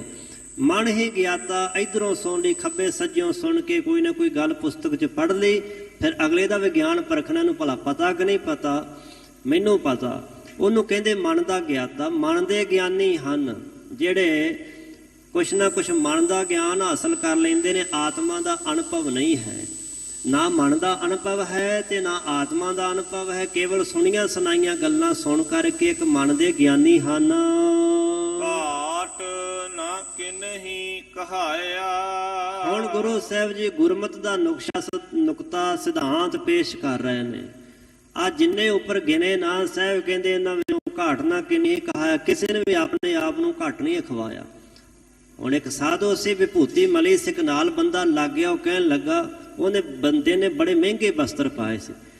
ਉਹਨੇ ਬੰਦੇ ਨੇ ਤਾਂ ਕੁਛ ਇਤਰਾਜ਼ ਨਾ ਕੀਤਾ, ਪਰ ਸਾਧੂ ਬੜਾ ਤੜਫਿਆ। ਕਹਿਣ ਲੱਗਾ, ਤੂੰ ਮੇਰੇ ਨਾਲ ਲੱਗ ਗਿਆ, ਤੂੰ ਮੇਰੀ ਵਿਭੂਤੀ ਖਰਾਬ ਕਰ ਦਿੱਤੀ, ਹੱਦ ਹੋ ਗਈ। ਜਿਹਦੇ ਵਧੀਆ ਕੱਪੜੇ ਸੀ ਉਹਨੂੰ ਸਵਾਹ ਲੱਗ ਗਈ। ਉਹਨੇ ਨਹੀਂ ਆਖਿਆ ਕਿ ਮੇਰੇ ਕੱਪੜੇ ਖਰਾਬ ਕਰਦੇ, ਤੇ ਜਿਹਨੇ ਸਵਾਹ ਮਾਲੀ ਸੀ ਨਾ, ਉਹ ਕਹਿੰਦਾ ਜੀ ਮੇਰੀ ਸਵਾਹ ਖਰਾਬ ਹੋ ਗਈ, ਮੈਨੂੰ ਫੇਰ ਮਲਣੀ ਪਵੇਗੀ। ਤਾਂ ਇਹ ਭਾਈ ਸਾਹਿਬ, ਭਾਈ ਗੁਰਦਾਸ ਸਾਹਿਬ ਜੀ ਲਿਖਦੇ ਨੇ, ਜਦੋਂ ਗੁਰੂ ਨਾਨਕ ਦੇ ਪਾਤਸ਼ਾਹ ਸਮੇਰ ਪਰਬਤ ਤੇ ਗਏ ਤੇ ਉਹਨਾਂ ਦਾ ਬਚਨ ਹੈ, ਜੋਗੀ ਗਿਆਨ ਵਿਹੋਣਿਆ ਨਿਸਦਨ ਅੰਗ ਲਗਾਇਨ ਛਾਰਾ। ਛਾਰਾ ਕਹਿੰਦੇ ਸਵਾਹ ਨੂੰ। ਗਿਆਨ ਤੋਂ ਸਖਣੇ ਜੋਗੀ ਰਾਤ ਦਿਨ ਪਿੰਡੇ ਤੇ ਸਵਾਹ ਮਲੀ ਫਿਰਦੇ, ਤੇ ਸਵਾਹ ਮਲਣ ਵਿੱਚ ਹੀ ਉਹ ਸਮਝਦੇ ਕਿ ਅਸੀਂ ਵੱਡੇ ਗਿਆਨੀ ਧਿਆਨੀ ਹਾਂ। ਸੋ ਇੱਕ ਇਹੋ ਜਿਹੇ ਨੇ। ਸਾਹਿਬ ਕਹਿੰਦੇ ਇਹਨਾਂ ਚੋਂ ਕਿਸੇ ਨੇ ਘਾਟ ਨਾ ਕਿਨਹੀ ਕਹਾਇਆ। ਕੋਈ ਆਪਣੇ ਆਪ ਨੂੰ ਘੱਟ ਨਹੀਂ ਅਖਵਾਉਂਦਾ। ਸਭ ਕਹਤੇ ਹੈ ਪਾਇਆ। ਸਾਰੇ ਇਹੀ ਕਹਿੰਦੇ, ਆਖਦੇ ਕਿ ਜੀ ਅਸੀਂ ਰੱਬ ਪਾ ਲਿਆ ਹੈ, ਅਸੀਂ ਅਨੁਭਵ ਹਾਸਲ ਕਰ ਲਿਆ, ਅੱਜ ਮੈਨੂੰ ਆਹ ਦਿਸਿਆ, ਜਾਓ ਦਿਸਿਆ। ਇਹੋ ਜਿਹੀਆਂ ਗੱਲਾਂ ਕਰਕੇ ਲੋਕਾਂ ਨੂੰ ਭਰਮਾਉਂਦੇ ਹਨ। ਜਿਸ ਮੇਲੇ ਸੋ ਭਗਤਾ। ਫਿਰ ਤੁਸੀਂ ਮਾਲਕ ਜੀ ਦੱਸੋ, ਭਗਤਾ ਕੌਣ, ਭਗਤ ਕੌਣ ਹੈ? ਸਾਹਿਬ ਕਹਿੰਦੇ ਜਿਸ ਮੇਲੇ। ਇਸ ਘਰ ਵਿੱਚ ਸਭ ਕੁਝ ਕਰ ਕਰਾ ਕੇ ਮਾਲਕ ਦੇ ਛੱਡਣਾ ਹੈ। ਮਾਲਕ ਤਰੁੱਟ ਕੇ ਜਿਸ ਨੂੰ ਮੇਲੇ ਨਾਲ ਮੇਲ ਜੋੜ ਲਵੇ, ਸੋ ਭਗਤਾ, ਉਹ ਗੁਰਮੁਖ ਭਗਤਾ ਭਗਤ ਹੈ। ਉਹੀ ਸਿਆਣੇ ਸੱਚੇ ਤੇ ਸੁੱਚੇ ਭਗਤੀ ਦੇ ਰਾਹ ਦੇ ਪਾਂਦੀ ਭਗਤ ਹਨ। ਸਗਲ ਉਕਤ ਉਪਾਵਾ। ਸਗਲ ਜਿੰਨੀਆਂ ਵੀ ਉਕਤ, ਸੰਸਕ੍ਰਿਤ ਵਿੱਚ ਕਹਿੰਦੇ ਯੁਗਤੀ ਨੂੰ, ਉਪਾਵਾ ਉਪਾ ਢੰਗ ਤਰੀਕਾ, ਜਿੰਨੀਆਂ ਵੀ ਉਗਤੀਆਂ ਜੁਗਤੀਆਂ ਉਪਾਵਾ ਢੰਗ ਤਰੀਕੇ ਹਨ। ਤਿਆਗੀ ਸਰਨ ਪਾਵਾ। ਇਹ ਤਿਆਗੀ ਸਾਰੇ ਤਿਆਗ ਦਿੱਤੇ। ਤਿਆਗ ਕੇ ਕੀ ਕੀਤਾ? ਸਰਨ ਪਾਵਾ ਮਾਲਕਾ, ਮੈਂ ਤਾਂ ਤੇਰੀ ਸ਼ਰਨ ਪਾਵਾ, ਆਪਣੇ ਆਪ ਨੂੰ ਤੇਰੀ ਸ਼ਰਨ ਪਾਵਾ ਪਾ ਦਿੱਤਾ। ਤੇਰੀ ਸ਼ਰਨ ਪਿਆ ਹਾਂ, ਤੇਰਾ ਆਸਰਾ ਲਿਆ ਹੈ। ਬਾਕੀ ਇਹ ਸਭ ਕੁਛ ਉਗਤੀਆਂ ਜੁਗਤੀਆਂ ਢੰਗ ਤਰੀਕੇ ਛੱਡ ਦਿੱਤੇ ਹਨ। ਨਾਨਕ ਗੁਰ ਚਰਨ ਪਰਾਤਾ। ਧੰਨ ਗੁਰੂ ਅਰਜਨ ਦੇ ਪਾਤਸ਼ਾਹ ਕਹਿੰਦੇ ਨੇ, ਮੈਂ ਤਾਂ ਗੁਰੂ ਨਾਨਕ ਦੇ ਚਰਨਾਂ ਵਿੱਚ ਪਰਾਤਾ ਪੈ ਗਿਆ ਹਾਂ। ਗੁਰੂ ਨਾਨਕ ਦੇ ਚਰਨ ਫੜ ਲਏ। ਸਾਹਿਬ ਗੁਰੂ ਅਰਜਨ ਦੇ ਪਾਤਸ਼ਾਹ ਫਰਮਾ ਰਹੇ, ਮੈਂ ਗੁਰੂ ਰਾਮਦਾਸ ਪਾਤਸ਼ਾਹ ਮਹਾਰਾਜ ਜੀ ਦੀ ਸ਼ਰਨ ਹਾਸਲ ਕਰ ਲਈ। ਸਾਹਿਬਾਂ ਦੇ ਚਰਨਾਂ ਵਿੱਚ ਪੈ ਜਾਣਾ ਕੀਤਾ। ਚਰਨਾਂ ਦਾ ਆਸਰਾ ਓਟ ਲੈਣਾ ਕੀਤੀ ਹੈ। ਗੁਰ ਕੇ ਚਰਨ ਜੀ ਕਾ ਨਿਸਤਾਰਾ, ਸਮੁੰਦ ਸਾਗਰ ਜਿਨ ਖਿਨ ਮੈਂ ਤਾਰਾ। ਗੁਰੂ ਦੇ ਚਰਨ ਹੀ ਸੰਸਾਰ ਸਾਗਰ ਭਵਜੋ ਤੋਂ ਇੱਕ ਛਿਨ ਵਿੱਚ ਪਾਰ ਲੰਘਾ ਦਿੰਦੇ। ਮੈਂ ਸਤਿਗੁਰੂ ਦੇ ਚਰਨਾਂ ਵਿੱਚ ਪਿਆ ਹਾਂ। ਗੁਰੂ ਦੇ ਚਰਨਾਂ ਦਾ ਓਟ ਆਸਰਾ ਲਿਆ ਹੈ, ਜਿਸ ਕਰਕੇ ਜ਼ਿੰਦਗੀ ਦੀ ਨੌਕਾ ਸੰਸਾਰ ਸਾਗਰ ਭਵਜਲ ਤੋਂ ਪਾਰ ਹੋ ਕੇ ਮੁਕਤੀ ਰੂਪੀ ਕਿਨਾਰੇ ਤੇ ਪਹੁੰਚ ਗਈ ਹੈ। ਸਾਰੇ ਬੰਧਨਾਂ ਤੋਂ ਨਿਜਾਤ ਹਾਸਲ ਹੋ ਗਈ, ਮੁਕਤ ਹੋ ਗਏ, ਮਾਲਕ ਵਿੱਚ ਭੇਦਤਾ ਪ੍ਰਾਪਤ ਹੋ ਗਈ। ਇਹ ਅੰਤਲਾ ਸ਼ਬਦ ਸੀ ਸਹਿਬ ਗੁਰੂ ਅਰਜਨ ਦੇਵ ਪਾਤਸ਼ਾਹ ਮਹਾਰਾਜ ਜੀ ਦਾ, ਜੋ ਗੁਰੂ ਪਾਤਸ਼ਾਹ ਨੇ ਅਸ਼ਟਪਦੀਆਂ ਉਚਾਰਨ ਕੀਤੀਆਂ ਹਨ। ਇਥੋਂ ਤੱਕ 27 ਸ਼ਬਦ ਸੰਪੂਰਨ ਹੋਏ ਹਨ। ਗਰੀਬ ਨਿਵਾਸ ਸਤਿਗੁਰੂ ਜੀ ਕਿਰਪਾ ਕਰਨ, ਸਾਹਿਬਾਂ ਦਾ ਬਖਸ਼ਿਆ ਉਪਦੇਸ਼ ਸਾਡੇ ਹਿਰਦੇ ਵਿੱਚ ਵਸੇ, ਜੀਵਨ ਵਿੱਚ ਕਮਾ ਸਕੀਏ। ਹੋਈ ਭੁੱਲ ਚੁੱਕ ਦੀ ਮਾਫੀ ਜੀ। ਸਗਲ ਉਕਤ ਉਪਾਵਾ ਤਿਆਗੀ ਸਰਨ ਪਾਵਾ, ਨਾਨਕ ਗੁਰ ਚਰਨ ਪਰਾਤਾ। ਵਾਹਿਗੁਰੂ ਜੀ ਕਾ ਖਾਲਸਾ, ਵਾਹਿਗੁਰੂ ਜੀ ਕੀ ਫਤਿਹ। ਰਾਮ ਕਲੀ ਮਹੱਲਾ ਤੀਜਾ। ਆਨੰਦ ਇੱਕ ਓੰਕਾਰ ਸਤਿਗੁਰ ਪ੍ਰਸਾਦ। ਆਨੰਦ ਭਇਆ ਮੇਰੀ ਮਾਏ, ਸਤਿਗੁਰੂ ਮੈਂ ਪਾਇਆ। ਸਤਿਗੁਰ ਤਾਂ ਪਾਇਆ ਸਹਿਜ ਸੇਤੀ, ਮਨ ਵਜੀਆਂ ਵਾਧਾਈਆਂ। ਰਾਗ ਰਤਨ ਪਰਵਾਰ ਪਰੀਆਂ, ਸ਼ਬਦ ਗਾਵਣ ਆਈਆਂ। ਸ਼ਬਦੋ ਤਾਂ ਗਾਵਹੁ ਹਰੀ ਕੇਰਾ, ਮਨ ਜਿਨੀ ਵਸਾਇਆ। ਕਹੇ ਨਾਨਕ ਆਨੰਦ ਹੋਆ, ਸਤਿਗੁਰੂ ਮੈਂ ਪਾਇਆ। ਏ ਮਨ ਮੇਰਿਆ ਤੂੰ ਸਦਾ ਰਹੋ ਹਰ ਨਾਲੇ, ਹਰ ਨਾਲ ਰਹੋ ਤੂੰ ਮਨ ਮੇਰੇ। ਦੁਖ ਸਭ ਵਿਸਾਰਨਾ, ਅੰਗੀਕਾਰ ਉਹ ਕਰੇ ਤੇਰਾ ਕਾਰਜ ਸਭ ਸਵਾਰਨਾ। ਸਭਨਾ ਗੱਲਾਂ ਸਮਰੱਥ ਸੁਆਮੀ, ਸੋ ਕਿਉ ਮਨੋ ਵਿਸਾਰੇ। ਕਹੇ ਨਾਨਕ ਮਨ ਮੇਰੇ ਸਦਾ ਰਹੋ ਹਰ ਨਾਲੇ। ਸਾਚੇ ਸਾਹਿਬਾ ਕਿਆ ਨਾਹੀ ਘਰ ਤੇਰਾ, ਘਰ ਤਾਂ ਤੇਰਾ ਸਭ ਕਿਛ ਹੈ। ਜਿਸ ਦੇਹ ਸੋ ਪਾਵੈ, ਸਦਾ ਸਿਫਤ ਸਲਾਹ ਤੇਰੀ। ਨਾਮ ਮਨ ਵਸਾਵੈ, ਨਾਮ ਜਿਨ ਕੈ ਮਨ ਵਸਿਆ। ਵਾਜੇ ਸ਼ਬਦ ਕਨੇਰੇ, ਕਹੇ ਨਾਨਕ ਸੱਚੇ ਸਾਹਿਬ ਕਿਆ ਨਾਹੀ ਘਰ ਤੇਰਾ। ਸਾਚਾ ਨਾਮ ਮੇਰਾ ਆਧਾਰ, ਸਾਚ ਨਾਮ ਆਧਾਰ ਮੇਰਾ। ਜਿਨ ਭੁੱਖਾਂ ਸਭ ਗਵਾਈਆਂ, ਕਰ ਸਾਂਤ ਸੁਖ ਮਨ ਆਏ ਵਸਿਆ।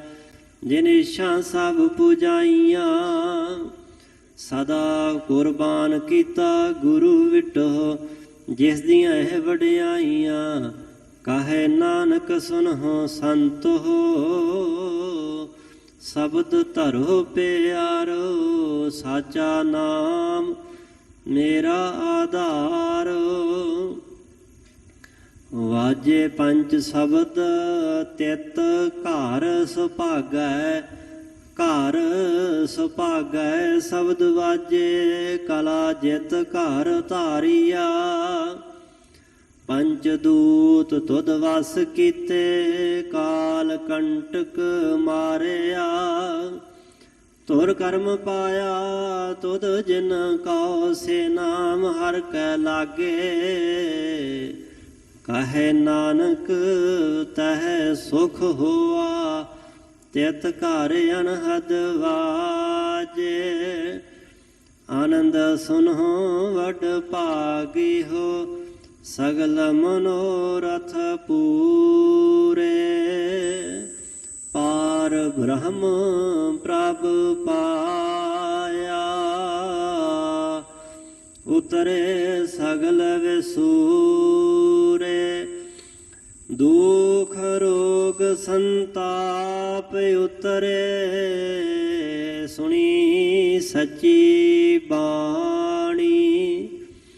ਸੰਤ ਸਾਜਨ ਭਏ ਸਰਸੇ, ਪੂਰੇ ਗੁਰ ਤੇ ਜਾਣੀ। ਸੁਣਤੇ ਪੁਨੀਤ ਕਹਤੇ ਪਵਿੱਤ ਸਤਿਗੁਰ ਰਹਿਆ ਭਰਪੂਰੇ ਬਿਨਵੰਤ ਨਾਨਕ ਗੁਰ ਚਰਨ ਲਾਗੇ ਵਾਜੇ ਅਨਹਦ ਤੂਰੇ ਸੁਣਤੇ ਪੁਨੀਤ ਕਹਤੇ ਪਵਿੱਤ ਸਤਿਗੁਰ ਰਹਿਆ ਭਰਪੂਰੇ ਬਿਨਵੰਤ ਨਾਨਕ ਗੁਰ ਚਰਨ ਲਾਗੇ ਵਾਜੇ ਅਨਹਦ ਤੂਰੇ। ਵਾਹਿਗੁਰੂ ਜੀ ਕਾ ਖਾਲਸਾ ਵਾਹਿਗੁਰੂ ਜੀ ਕੀ ਫਤਿਹ।